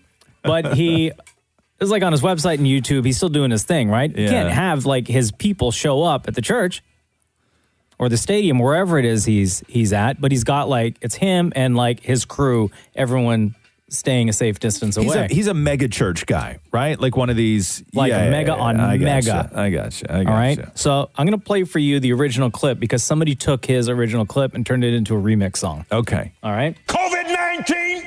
COVID-19. That's him blowing it away. I blow the wind of God. The wind of God. On you. On you. You are destroyed forever. You are destroyed forever. And you'll never be back. And you'll never be back. Doesn't work that way. Thank you, our God. Thank you, our God. No. Let it happen. Let it happen. Cause it to happen. Cause it to happen. Doesn't work that way, by the way. So somebody on YouTube who goes by WTF, bruh, did a remix of Kenneth Copeland's sermon. Then sang Moses and the children of Israel this song unto the Lord. COVID-19. COVID-19. COVID-19. COVID-19. I blow the wind of God from the state of Washington to the state of Maine to Brownsville, Texas, and the tip of Florida. Today, we speak to this atmosphere. Today, burn this thing. This virus hates heat. You just burn this thing. Burn, burn. I call for a supernatural heat wave straight out of hell. Burn, burn. COVID-19. I'm bouncing right now. Son, the joint slaps. I love it. I love it. The wind of God. You don't do it. You don't do it. You don't do it. You get out of here now. Burn. You don't do it. You don't do it. You don't do it. You get. How You look long like you have until- questions. How long until somebody combines this with the Cardi B remix? Oh. Like, could you do a remix of the remixes? Oh my God. Right? Because I do like this one. The beat's good. The production's real good. But the Cardi B one's still the best. Yeah. Right? The Cardi B coronavirus one is still the best one. This is like right up there, though. It's very close as far as the production goes. This is the Roz and Mocha Show podcast. Hello? Hey, it's Roz and Mocha. Oh my God. What's up? Not much. How are you guys? Good. What's your name? Melissa. Okay, here's what Melissa sent to us, Roz. I listen to your podcast every day going in and coming home from work. I am now on mat leave, and whenever I play your podcast, my baby seems to recognize your voices. He's happy as a clam when your podcast is playing, and mommy's happy too, as I feel like I have some part of my routine back. Love you guys. Keep doing what you were doing. So, Melissa, first of all, Yes. congratulations on your little guy. Thank you so much. What's his name and how old is he now? His name is Aiden, and he's 3 weeks old now. Nice. And how are you? I'm okay. To be honest, it's been kind of hard because with the isolation, I haven't been able to see any of my family and my friends. So listening to your podcast kind of gets me to feel like there's something normal going on Yeah. despite everything. So it's really helped me get through it. The baby's happy when he hears you, so I'm happy. Oh, it's so great. Have you been like FaceTiming or Skyping or anything like that with your family? So we've been FaceTiming. Like, none of their grandparents or anyone in the family has met him yet, so we're trying to keep them happy by FaceTiming, but it's just not the same. And I know. he's already 3 weeks old, and I'm like, I don't know how long this is going to go on for, so I don't know when they'll meet him. But, like, I'm a nurse, and, like, obviously right now I'm on maternity leave, but I can't stress how important it is for everyone to stay home. I have so many colleagues who are going in every day, risking their well-being and their families' well-being, just being at work. Yeah. And it's really hard. I feel so bad for them. So please, everybody, stay home. Keep the frontline workers safe. I went to see my mom this weekend. But like I She lives in an apartment, and I parked in the like on their driveway, and she's like 9 floors up, and she just went out on her balcony. Yeah. 9 floors or whatever it is. I know. And we were like yelling back and forth at each other. It's tough. Dude, I haven't seen my family in well over a month. And much like you, Melissa, like FaceTime is an option, but it's not the same. No. Right? Yeah. And like my wife, Jenna, she's super close with both her mom and sister. And yesterday, her mom came by and sat in the car on the driveway with the windows up on Bluetooth while Jenna was on her phone standing like on the other side of the driveway so they could like see each other, but talking on the phone. Yeah, but that's the way it goes too, because even if everybody is just at home and nobody's really going out, like you still can't have people come over. Yeah, at all. Like at all, right? Like that's just that's the way you got to do it. And I can't imagine doing it with having to go through all of this. I mean, to be honest with you, having a kid that's 3 weeks old, you sort of go into a vortex anyway, where you know the world just stops. Like maybe this is the best time to have a 3-week-old at home. Like maybe it is, you know, because you're not missing anything. But we contemplated on doing like, you know, having the parents come over and like see him from the other side of the window and stuff. But I think it's just gonna be so hard because they're just gonna want to hold him and everything. So I don't know. You should do that. You should do a viewing through a window, like old school hospitals. Remember in the movies when you go and there's the baby room? Oh yeah, right. Those don't exist. When I had a kid, I was heartbroken that those things don't exist. You know, you should do a viewing. Just put it in like the bassinet, wheel the bassinet to the back window, have your family or one at a time. Just come to the back window and take a look at the kid. That's true. Yeah. Yeah. Do that. That'd be fun. Hey, Melissa, thanks very much for reaching out. And more importantly, thank you for listening to the Roz and Mocha Show. Thank you guys for everything. You guys really make like us all really happy during a time like this. So keep doing what you guys are doing. And between Roz and Mocha, who's your favorite? Sorry, Roz. It's going to be Mocha. Thanks. Thanks. That's great. Congratulations on the baby, Melissa. Thank you so much, guys. Have a great day. This is the Roz and Mocha Show podcast. So there's a recycling company, and I think it's like Huron, Blue Water Recycling. Okay. Huron, Ontario, where they're reminding people, and this is a good time to remind everybody, not just the people in Huron, but everybody. This is their warning. Please don't put swords in the recycling bin. You say swords? Swords. Wait, are people in Huron, Ontario? Dude, everybody has swords. Putting swords in recycling bins? Yeah, so they say this, just because something is made of metal and may perfectly be recyclable at a local scrapyard does not mean that it's acceptable for your blue box. How many swords are they collecting every week? The sword that was found, it was found before going through the machinery, or they say it could have caused extensive damage to the machines and serious health and safety issues for our employees. Secondhand stores they're recommending are a great option if you're looking to unload a sword.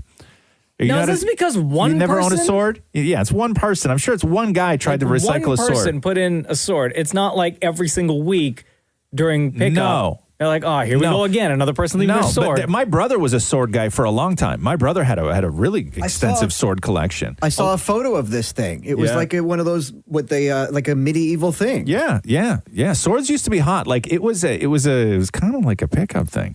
Like what did your brother do with all the swords? You said he used to have them. Yeah, he used to have them. I don't know what he did with them. I don't know what he did with them. No, they're here on Ontario. I don't think they're on the wall anymore. But no, it used to be a thing. Like you'd walk in and like you'd be like, oh my god. Like dudes would be like, oh. It's got some swords, and like women would be like, "Oh, like it was." I'm telling you, man. I'm telling you, like that was a hot thing back then.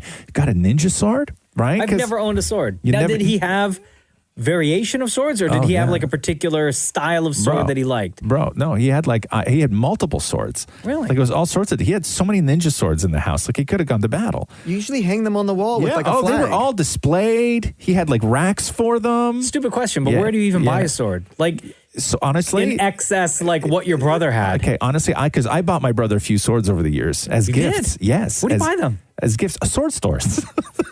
No joke. Actual sword stores? Yeah, no joke. Like you would go to like Swords R Us. Like literally, you go to like a martial arts store. A lot of comic book stores used to sell swords. Because it's all nerds, right? It was like all real swords, like sharp swords. No joke. Like kill a person's sword. I'm not even lying to you. Like kill a person's sword. Because I you could always just go wondered. in. You could go in and, like pre 9/11, you could take that thing on the subway. Yeah. Right? You know? Nobody cared. So anyway. LARPing in the park. Yes. But I'm telling you, it was like an aphrodisiac. Like it was a pickup tool. There was like the store on had Queen these- Street that sold posters and swords. Yeah. I'm telling you, you never been a sword guy, huh? What about daggers? Into daggers? This is the Roz and Mocha Show podcast. I love this part of the podcast. Me too. Hey, Mocha. Yeah. You ready? Of course. Let's do the news. A Roz and Mocha Show and Kiss 92.5 News Break. Just going through this story and wait times in California. Uh-oh. One grocery store had a line of cars out in front of it in Van Nuys, California. Oh, probably like a Whole That's Foods. stretched a mile. Really? Yeah. There's a mile-long wait. Just to get into the parking lot? Yeah. Damn. Oh, God. Yeah, these lineups are insane, dude. Netflix dropped the bonus episode of Tiger King, which I think was a huge mistake. Same. It was boring as hell, man. Yeah. You know, when you want more of something because it was just like, oh my God, we all binged on it. And Yeah. it was this sort of mysterious, weird, quirky thing that we all kind of talked about and everybody all watched at the same time. And then they did the bonus episode last night from Quarantine where Joel McHale did Skype interviews with a lot of the key players from the show. And it sort of ruined it for me. Yeah, completely. Yeah. That's kind of Yeah. boring. I watched the whole thing. But it makes me not like Tiger King as much anymore. Like the gotcha. experience watching that. Yeah. I know, it's a big letdown. The one tonight will be way better. What's that one? The one tonight's TMZ and Fox, and it's more of an investigation. Right. That's on Fox at what time? My understanding is it's 9 p.m. Can you find out? Yeah. Thanks. They're dropping that at 9 o'clock on Netflix? No. way. It's not be on Fox. Oh, it's on Fox? Yeah, I thought it was on Netflix. No, it's a Harvey Levin TMZ. Oh, I ain't gonna watch Fox that. collaboration. You know what? You're right. Last night, Yeah. it ruined. Yeah. And so whatever's airing tonight, Yeah. I don't care about. Yeah. Yeah. Anyway, so this is a little bit of what went down last night. And shockingly, one of the big revelations that came out of it was that Joe Exotic, the Tiger King, was actually afraid of tigers. You know, the one thing that wasn't pointed out in the docuseries that's really important to know, too, Joe was terrified of big cats. He was scared to death of lions and tigers. And in the shots that you see in there where he's in with the two tigers, the white one and the other one, the white one is blind and the other one is on tranquilizers. It's idiotic to think how he's become famous as the Tiger King when he's so terrified of big cats. Wow, I did not know that. Sort of a misleading headline today that I've seen a few places for BTS fans. Okay. So the headline is BTS have announced a series of concerts that they'll stream on YouTube. Oh, great. But it's not that, though. It's a misleading headline. BTS is streaming past concerts on YouTube. Oh. So it's not like what they would have done on their world tour. No, these are upcoming. concerts from like 2007, 2015. Like they're not getting together and doing a show and then streaming it on YouTube. Why not? They got nothing else to do. Yeah, I don't Wait, know. are they still in the Army? Did they go to the Army? No, I don't right? know. But it's not new concerts. Oh. It's old concerts, which presumably fans have already seen anyway. Completely, like hardcore fans. Now, as far as other things being pushed back, we know there's a ton of movies that had to stop production. I know that the Batman, they said that they were 25% done with it, so not even close to being finished. James Gunn, however, was answering fans' questions over the weekend with regards to the follow-up to the sort of new Suicide Squad and also the new Guardians of the Galaxy. And is he doing Volume 3? Yeah. Oh, okay. Yeah, good. they brought him back. And so he's saying that as it is right now, neither of those dates are affected. And so I immediately start to get excited, being like, oh my God, okay, we got, Suicide Squad and Guardians coming soon.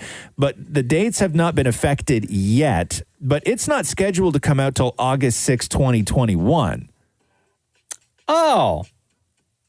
So they're already now talking in terms of our dates for next summer's movies affected. So 2020, we're 4 months in. Yeah. Right? 2020 is There's a complete nothing. write-off A complete for write-off. everything. Yes. Everything. Yes. So what people are planning now for is 2021. Right. And they're Wow, that's already, crazy. there's already questions about whether things are going to be affected for summer 2021. Wow. Which is crazy. So Pink was on Ellen, and this was Thursday before the long weekend. And a lot of people were angry. Pink fell in the same category as a lot of sort of celebs who have been tested and were able to get tests, and people get pissed off because they feel that it's money and privilege that puts them to the front of the line. And this was Pink's response to that on Ellen. It's very controversial to people that I was able to get my hands on a test. I would say two things to that. You should be angry that I can get a test and you can't. But being angry at me is not going to help anything. It's not going to solve the issue of the fact that you can't get your hands on a test. You should be angry about that. And we should work together to try and change that. And number two, tell me anybody with a sick 3-year-old that if they could get their hands on a test wouldn't take it. And if they say that, I'm calling bull. I love Pink. It's true, though. Like, It not is. one No, single I know. person. If you had the ability to get a test far quicker than what you can right now. I know. Why wouldn't you? That's the thing. But everything just comes to them so easy.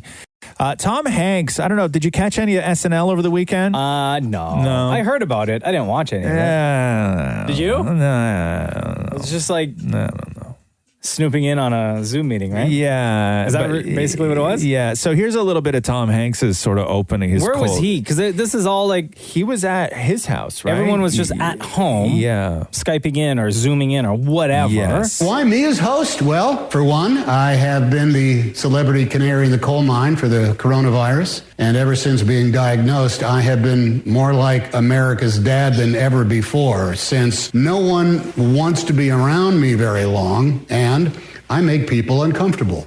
Now, I was diagnosed back in March down in Australia. But they use Celsius instead of Fahrenheit when they take your temperature. So when they come in and they say, you're 36, which seemed very bad to me, but it turns out 36 is fine. 38 is bad. So basically, it's how Hollywood treats female actors. Oh. Tom Hanks?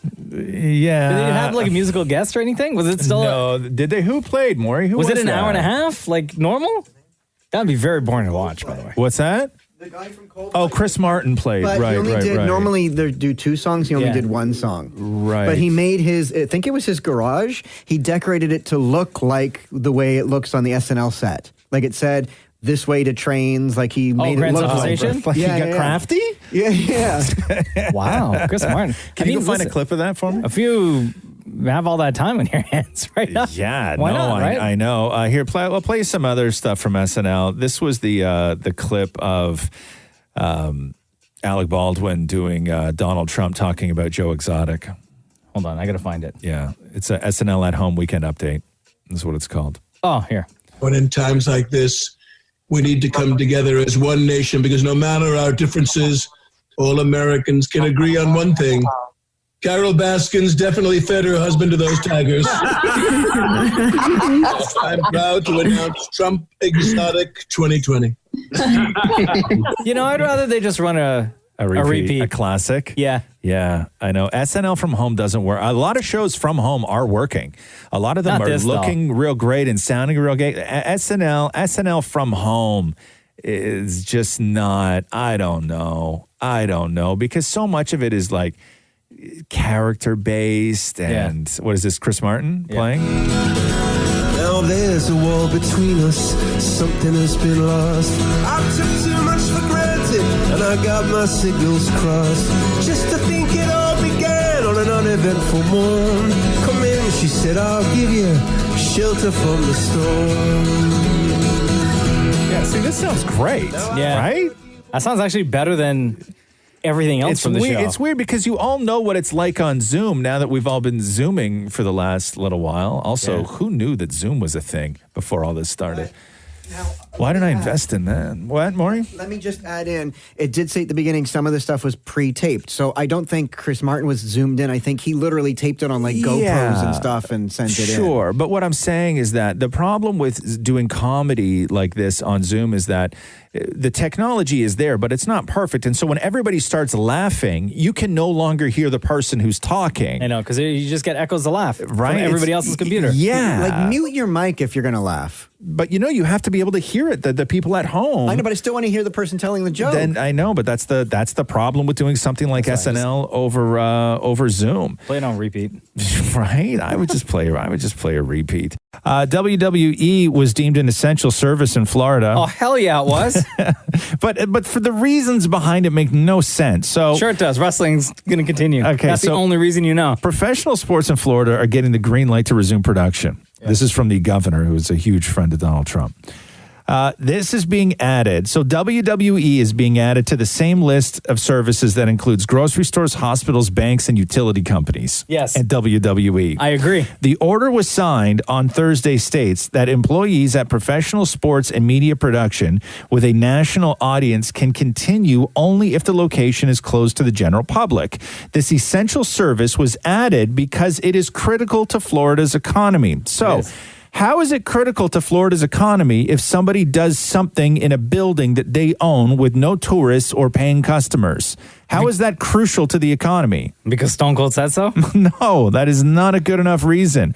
On the flip side, the XFL has suspended operations and filed for bankruptcy. Oh, no, they're over 2. They're over again. The XFL is over. No, I know. no, Vince, you got to take a hint, bro. Yeah.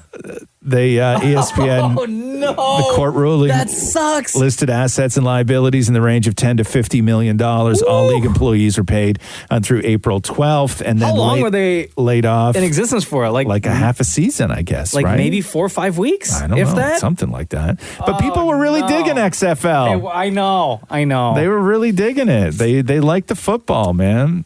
June is now wide open after Pixar has delayed the release of Soul. That is their animated feature featuring voices of Jamie Foxx and Tina Fey. It was the last big at all theater release that was slated for June. They've now moved it, which means May and June are wide open on the calendar.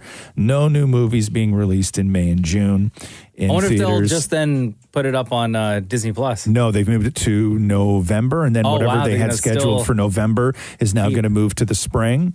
The next theatrical animated movie is Sponge on the Run, which is set to be released on July 31st, and Mulan is officially moved from when it was supposed to open in March to July 24th. So people are still looking at July as potentials for new movie releases, but again, June is now completely wide open. The pandemic is over. Question, will you go back to shaking hands? No.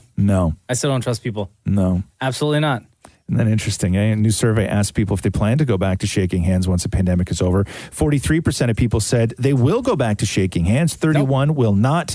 And 26%, which is a realistic number, say they just aren't sure yet. So what are you supposed to do if you make a deal with somebody and you're supposed to shake on it? Yeah, I don't think people are shaking hands anymore. I really don't. I think there's going to be a long period of awkwardness where it's going to be over, right? Yeah. And people are going to be like, we're okay. There's no new cases. And somebody's going to reach out to shake your hand, and you're going to get a lot of people being like, no, sorry. Yeah.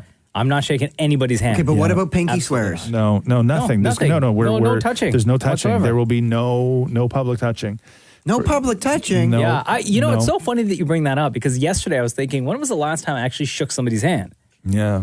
And I can't, had to have been January? Yeah. February? I don't know. I think the last hand I shook was my husband's. Yeah. Yeah. No, I mean, I don't know when the last time I shook Or somebody's maybe hand somebody was. that a guest that we've had come in here, maybe. Your parents, Shook a like you hand? shake your dad's hand. No, I give my dad a hug and a kiss on the cheek.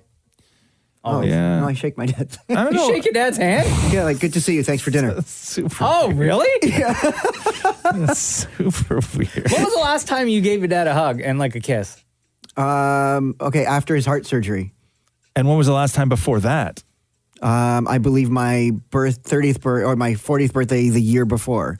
So your 39th birthday? Sorry. 30. Well, come on, man. Is there a secret One Direction reunion happening for the 10-year anniversary? What? Is it 10 years? Would it be 10? Yeah, the 10th anniversary. So the 10th anniversary is supposed to be July 23rd. And Page Six reports that the band, who went on an indefinite hiatus in 2015, are said to be mulling a variety of ideas over for a reunion, either from a TV special or a new song. One thing that will not happen, though, is a tour, because they all got too much going on to give up that kind of time. But because of COVID-19, who knows what any of this will look like? Also, will Zayn be a part of it if this does happen? That's really the big question. I say no. Yeah. And he'll say, I have other commitments. Right. My time won't allow me to get together at the time that these guys are getting together. Yeah. I'm going to say no. What does it mean when all the other guys in One Direction follow Zayn on Twitter, but Zayn doesn't follow any of the other guys? That means he don't like you, bro. Yeah. That's a sign, right? That has to be a big sign. time. That's a sign. Yeah. That's intentional. Yeah, it's not good. Come on. Ontario Premier Doug Ford making a big announcement yesterday regarding when all you kids are going back to school. So school will not be going back on May the 4th, and the minister will be having, we'll be talking further on this in the next couple of days, but just to confirm, students will not be going back on May the 4th. That does not mean the year's canceled. The Minister of Education will be out over the next couple of days. So school is not going back on May the 4th be with you. But he did say that does not mean that the year is canceled. Nope. It just means that you are not going back on May the 4th. And now it's time for Ask Roz and Mocha. MV, how you doing? I'm good. How are you? Good. Welcome to the Roz and Mocha Show podcast. Thank you. Thank you. What is your question for Ask Roz and Mocha? Okay.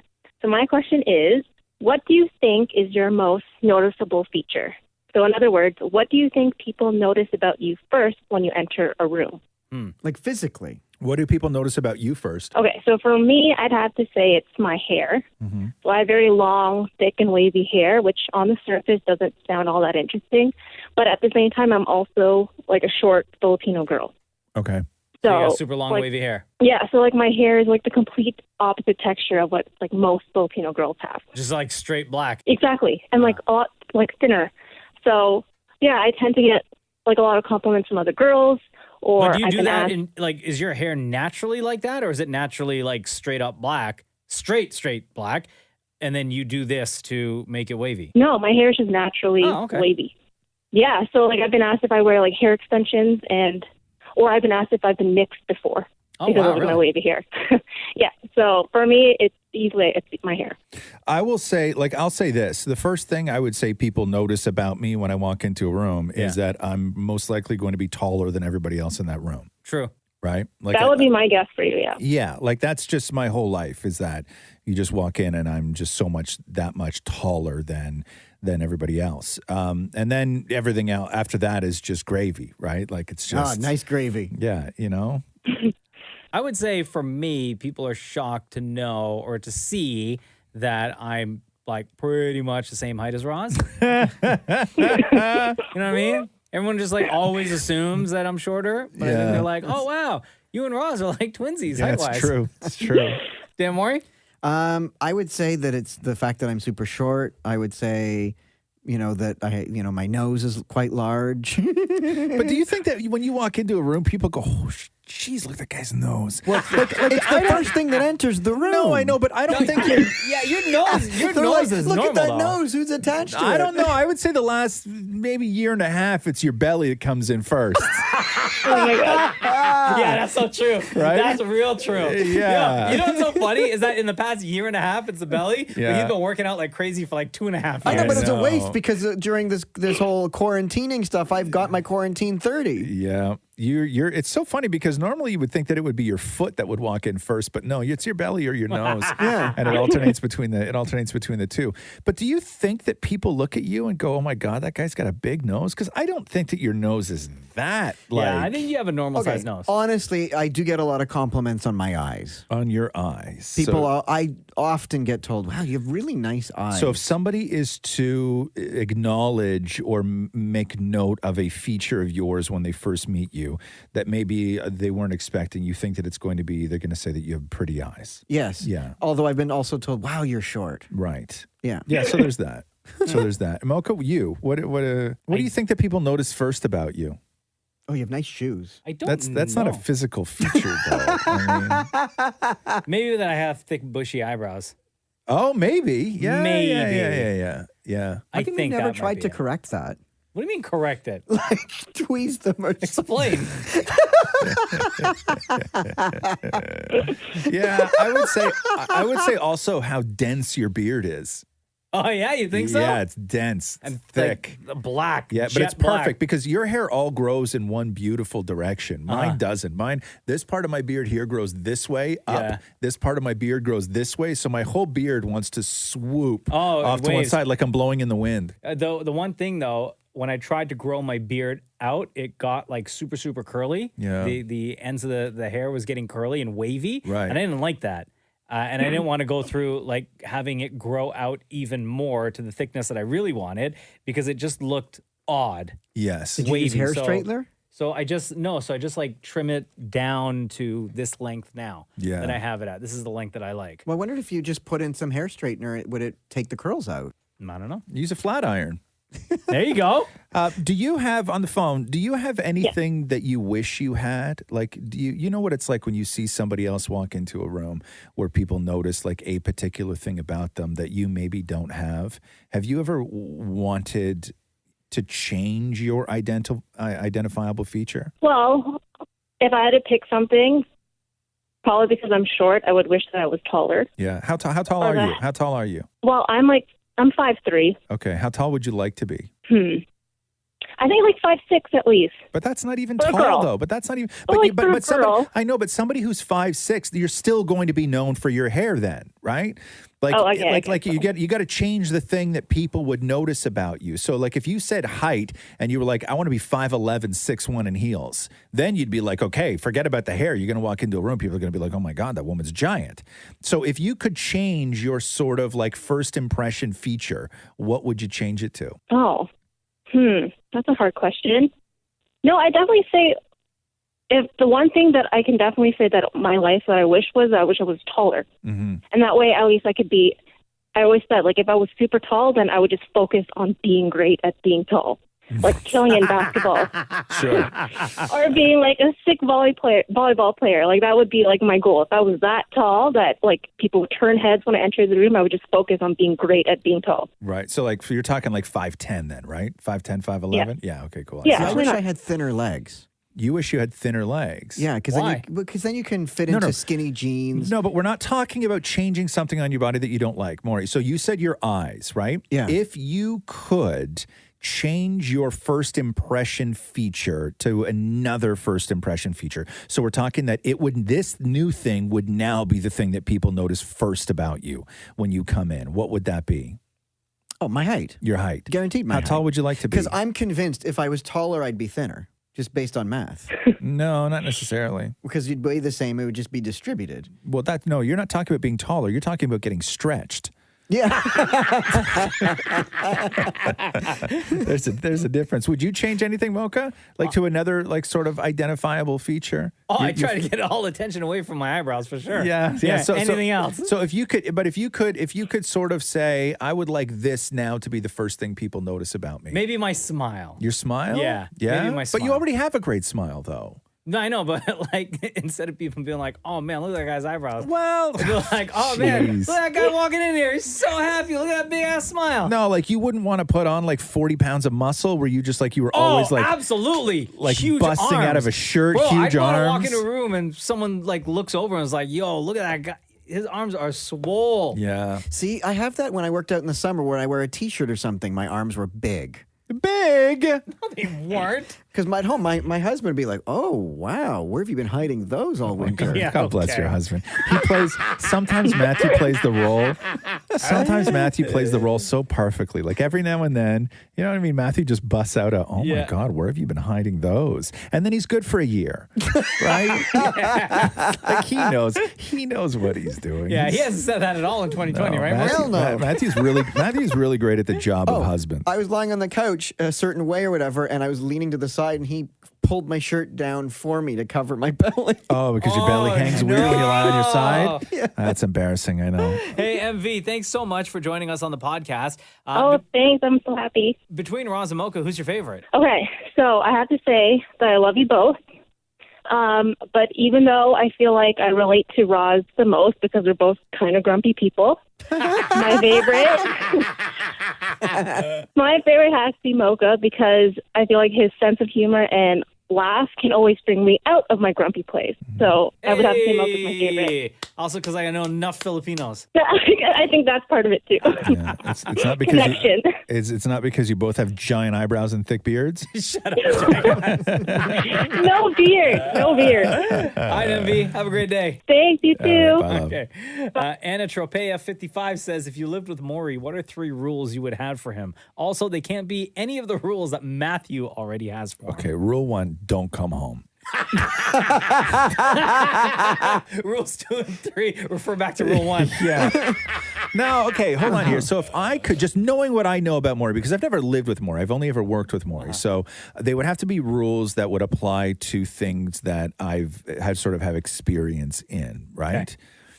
Okay. I would say rules for Maury. No.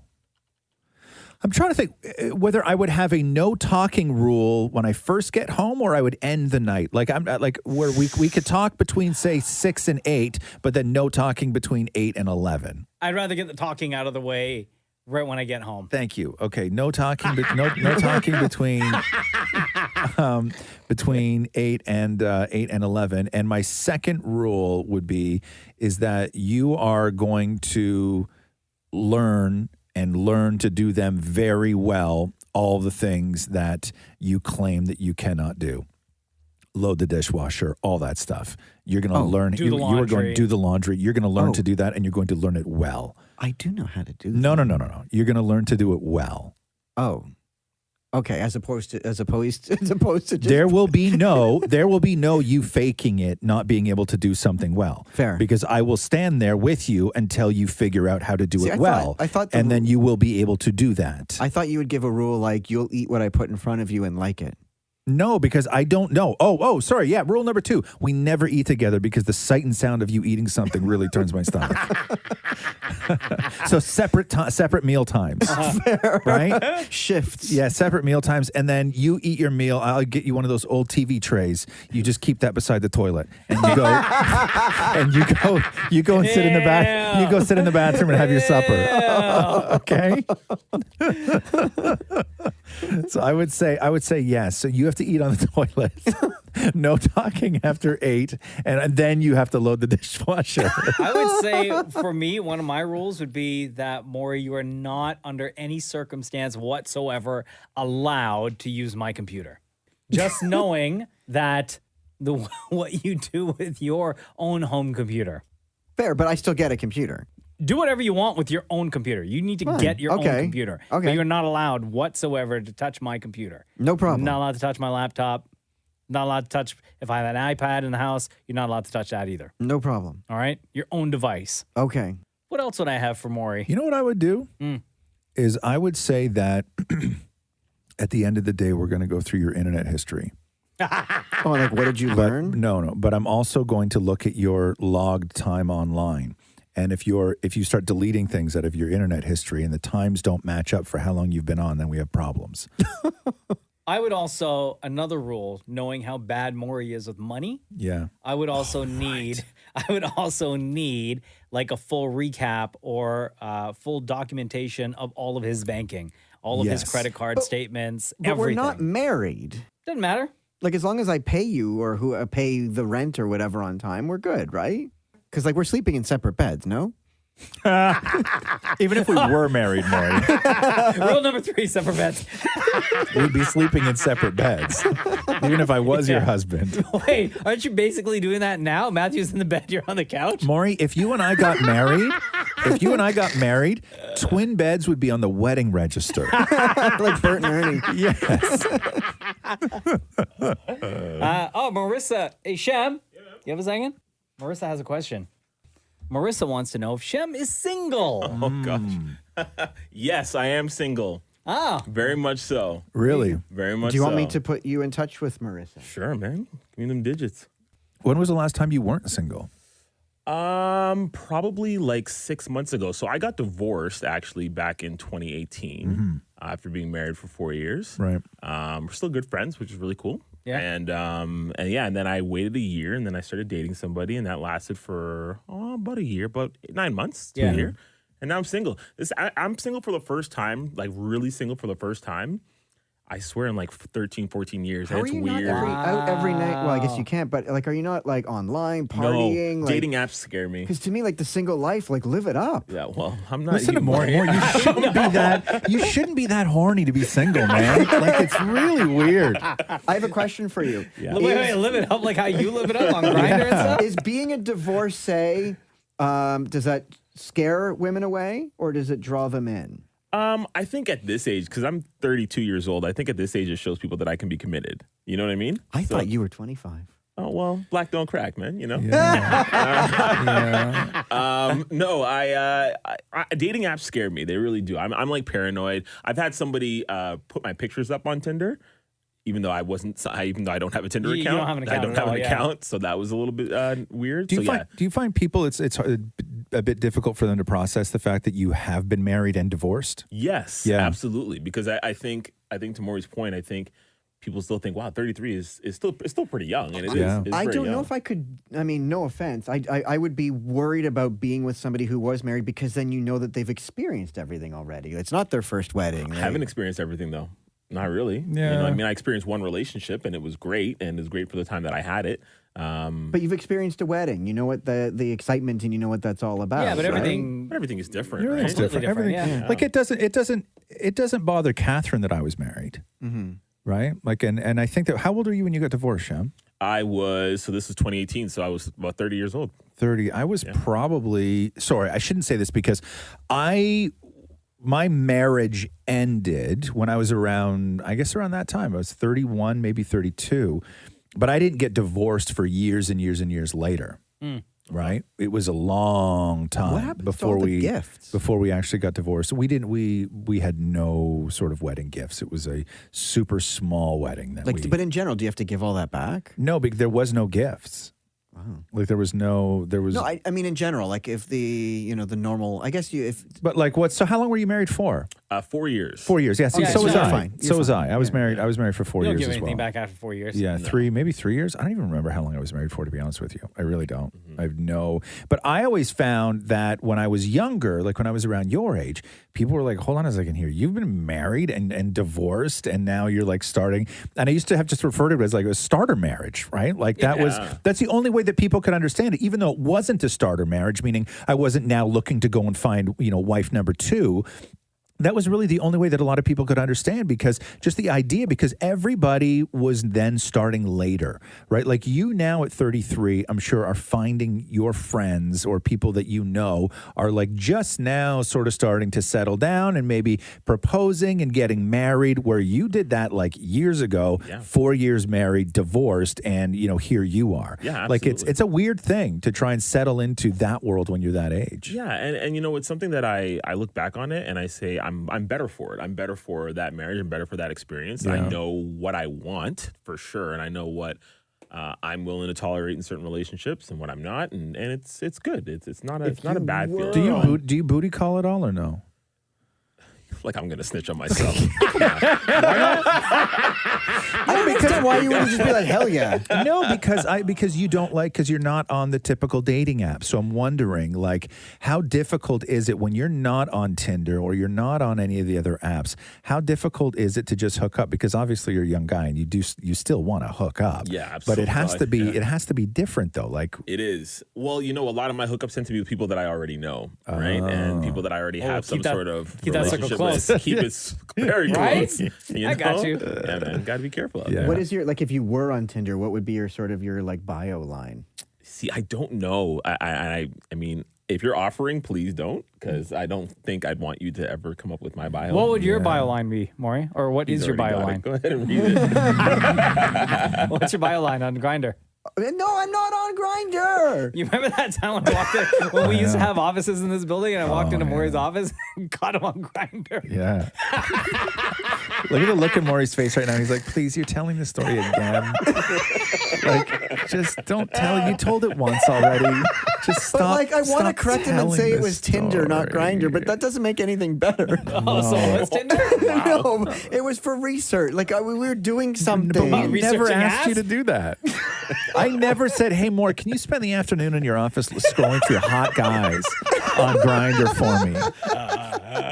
And then come back and build a skit about it. Like, nobody ever asked you to do that. Yeah, also, where's that skit? Yeah, I know.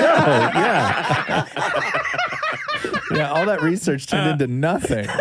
So to answer Marissa's question, Shem is single. Shem is single. Now, single and looking or single and not?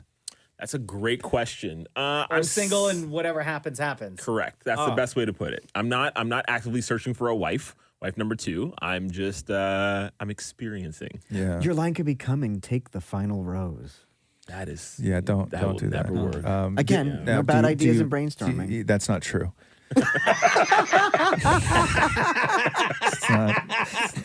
It's not true.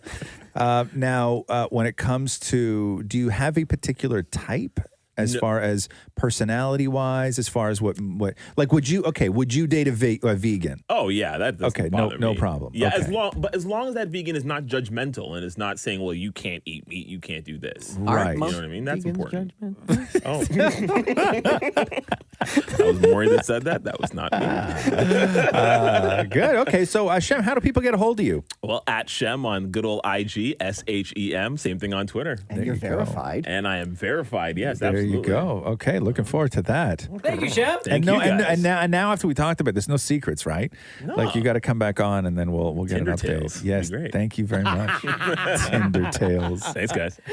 All right. So the first is a compliment for you, Roz, from Cher that says, how are Roz's feet so effing sexy? Oh, yes. My feet are beautiful. And then Pamela followed up with, Roz, what's the story with the painted toenails? Oh. If Okay. you want to just remind Can we everybody go back because to Cher? Do you moisturize? My feet? Yeah. No. Really? It's With what? naturally that smooth? Yeah. Oh, okay. Yeah. No, every now and then my kid takes the grinder to my foot because she likes it. We have this spinny sort of thing. It's it's electric. supposed to go on your heels? And she rubs it all, and then the dry skin just flies off my feet like it's snow. Ugh, and gross. yeah, and she loves she's very much into that. She'll do that for a while. Gross. But no, other than that, I really don't I have no program for my feet other than just clipping my toenails, which I do not go and get pedicures. I do all the work myself. And painting my toenails. But what's the history behind the painted toenails? Like, is it an homage to somebody or something? An homage to somebody. Like, are you paying tribute? No, I used to wear I came from a time where I used to wear like a ton of makeup, and I used to wear all my nails were painted and all this stuff. And then eventually, when you sort of start to get older, you do away with all of those things. You have to go and take part in society, so you can't. When you realize you're straight. Yeah, no, because it had nothing to do with being gay. Like it wasn't a gay thing. It was aesthetics of the time. And that stuff was seen as that sort of look of a guy, depending on what world you were in. It was the farthest thing from looking gay. It would look super straight, like when you had a ton of makeup on and everything else, because that was an aesthetic that women found to be very attractive. Wow. And so I lived in sort of that world, that very glammed up world of shiny clothes, lots of makeup and everything else. And then eventually you have to join society. And so all of that stuff started going away. But the one thing that I never had to stop doing was I never had to stop painting my toenails. And over the years, the Globe and Mail did an article on me because I painted my toenails, right? Years ago. There was a company that was a nail polish provider for, they tried to launch this men's line called Man Glaze. Yeah. Right? And then they found me. They were based in the States. I think it was like a New York company or a San Francisco company. They found me and wanted me to be their spokesperson. And I never did it. But then they just started sending me all this product. But yeah, so the history of my toes was once it got out, and it was a very unusual thing. Now nobody gives a whatever anybody does, right? It's just people just don't care anymore. But it was a very big deal. Like it was a very big deal, and I never understood why it was a very big deal. But no, so the story of my toes have been painted in one way, shape, or form since about 1987. Damn. But do you change the color based on holiday? Like if it's Easter, you do a certain color, or Christmas, you go red? The only thing I never do is I never go black. Because you never come back? Right. Yeah. No, I never, because I think black is what everybody else, black is what like dudes did, right? Yeah. Like they're just, oh yeah, I'm going to paint my nails black like that. So I've never done black. I like the sort of pastel China glaze colors, like it looks like Easter eggs, like really sort of pretty, Neon. pretty blues and oranges. But you don't do a theme for like the holidays. Yeah, I've done like red and green for Christmas. No, I've done red on Canada Day. We all did red. That's and super cool. and yeah, no, because I usually like to match my toes with Catherine's toes. So it's normally whatever sort of Catherine has going on. I'll adjust mine to do that. Yeah. B asks, have you ever walked out on a movie, or what's a movie that you started but didn't want to finish? I walked out on only one movie my entire was life. what? Midsummer. I couldn't do it. Oh, that movie. I couldn't do it. I don't know who's in that. Okay, so Florence Pugh is in it. I don't even know who that is. She is she's super talented. She's really talented. She was in the new version of Little Women. Okay. She's the blonde in Black Widow. Oh. That you may not know who she is. That's Florence Pugh. Florence. When you look. Oh, yeah, okay. Yeah. She's really great. So, Yeah. Midsummer movie about like a cult?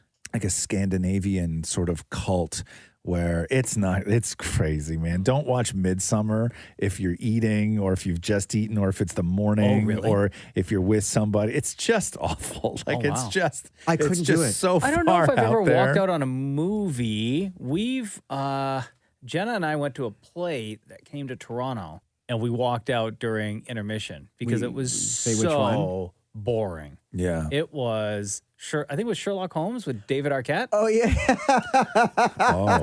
From like a few years ago. We had him on the show for that. Yeah. And we It was went. awful? It was dude. Yeah. Like from the Was it time terrible? Was it? Yeah, from the Yeah. time it started, it was so bad. Really? That we could not wait to get out of there. And then as soon as intermission hit, we dipped and went and got pizza. It was so bad. But the thing is, we weren't the only ones that left. There were like a bunch of people that That's left so that just unfortunate. thought it was terrible. David Arquette is like hardcore into wrestling now.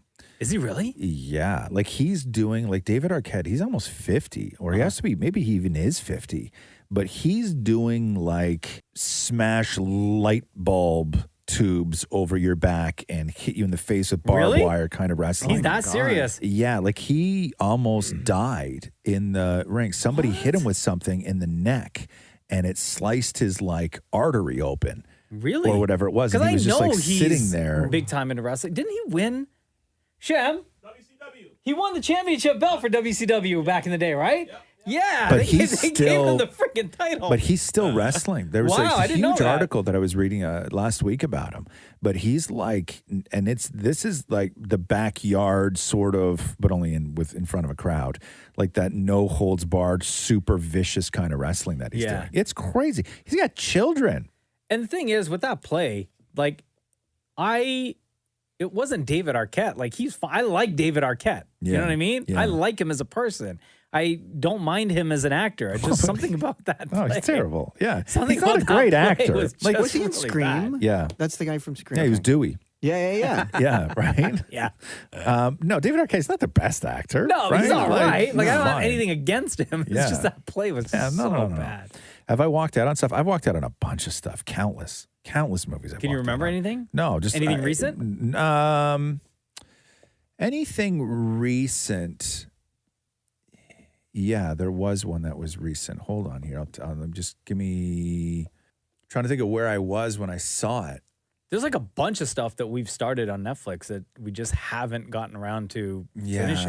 Yeah, jeez. Right? I know. It's so hard, though. There's that one, I think it's called The Laundromat with Meryl Streep. I loved that. It was a great movie. Oh, it's the ending was fantastic. But we didn't get to the end of the movie. Like we watched like half of it. It is so bad. Yeah, Don't but the even bother. ending, come on, the the ending ending. is the worst. Oh, is it really? No. It's stupid. Like The it blows your movies- mind, the ending, how they filmed It does Oh. not blow your mind, Maury. No, don't watch it. Not worth your time. You know, a movie I still haven't finished. What's I that? only watched 45 minutes of it. What? Is The Irishman. That was so good. And I was like so excited Don't about watch that it. movie. You're never going to finish that either. You know, a lot of movies, it's interesting that people have loved. I get to a point with them where I'm like, okay, I'm done. I've seen enough, which is a lot of the Coen Brothers movies. Oh, okay. You know, I love Fargo and I'll watch Fargo all the way through. But like a lot of the other sort of Coen Brothers movies, I like the first 3/4 of it and then they all fall apart. What are some of the other ones they've done? Like Big Lebowski. Oh, no thanks. Right? I'm okay with the beginning. It's kind of fun. Everything else, these crazy guys and they bowl and everything else. And then it just gets to the point of where I'm like, what the hell? The same thing with like There Will Be Blood, movies like that, like P.T. Anderson's movies, like that kind of thing. I'll never finish. I've started watching it. I'll never finish it. A lot of Scorsese movies, I get to a point where I'm just like, oh God, enough already. Yeah. Where I kind of His want to turn movies it are off. super long though, right? Yeah, but I would say Coen Brothers movies. No Country for Old Men. I really loved where that movie was going, and then I just shut it off. Yeah. because I was like, this is just dumb. And you said yours already, right? Midsummer. Oh, right. Yeah. All right. Every week on Instagram, you'll see at Kiss925. That's where we get your questions. Ask Roz and Mocha. Ask your question. We'll answer as many as we can and get one of you to ask your question to start off the segment. This has been the Roz and Mocha Show podcast. Thanks for listening to the Roz and Mocha Show podcast. Catch the guys live Weekday mornings from 6 to 10. on Kiss 92.5 Kiss925.com. or download the Kiss 92.5 app.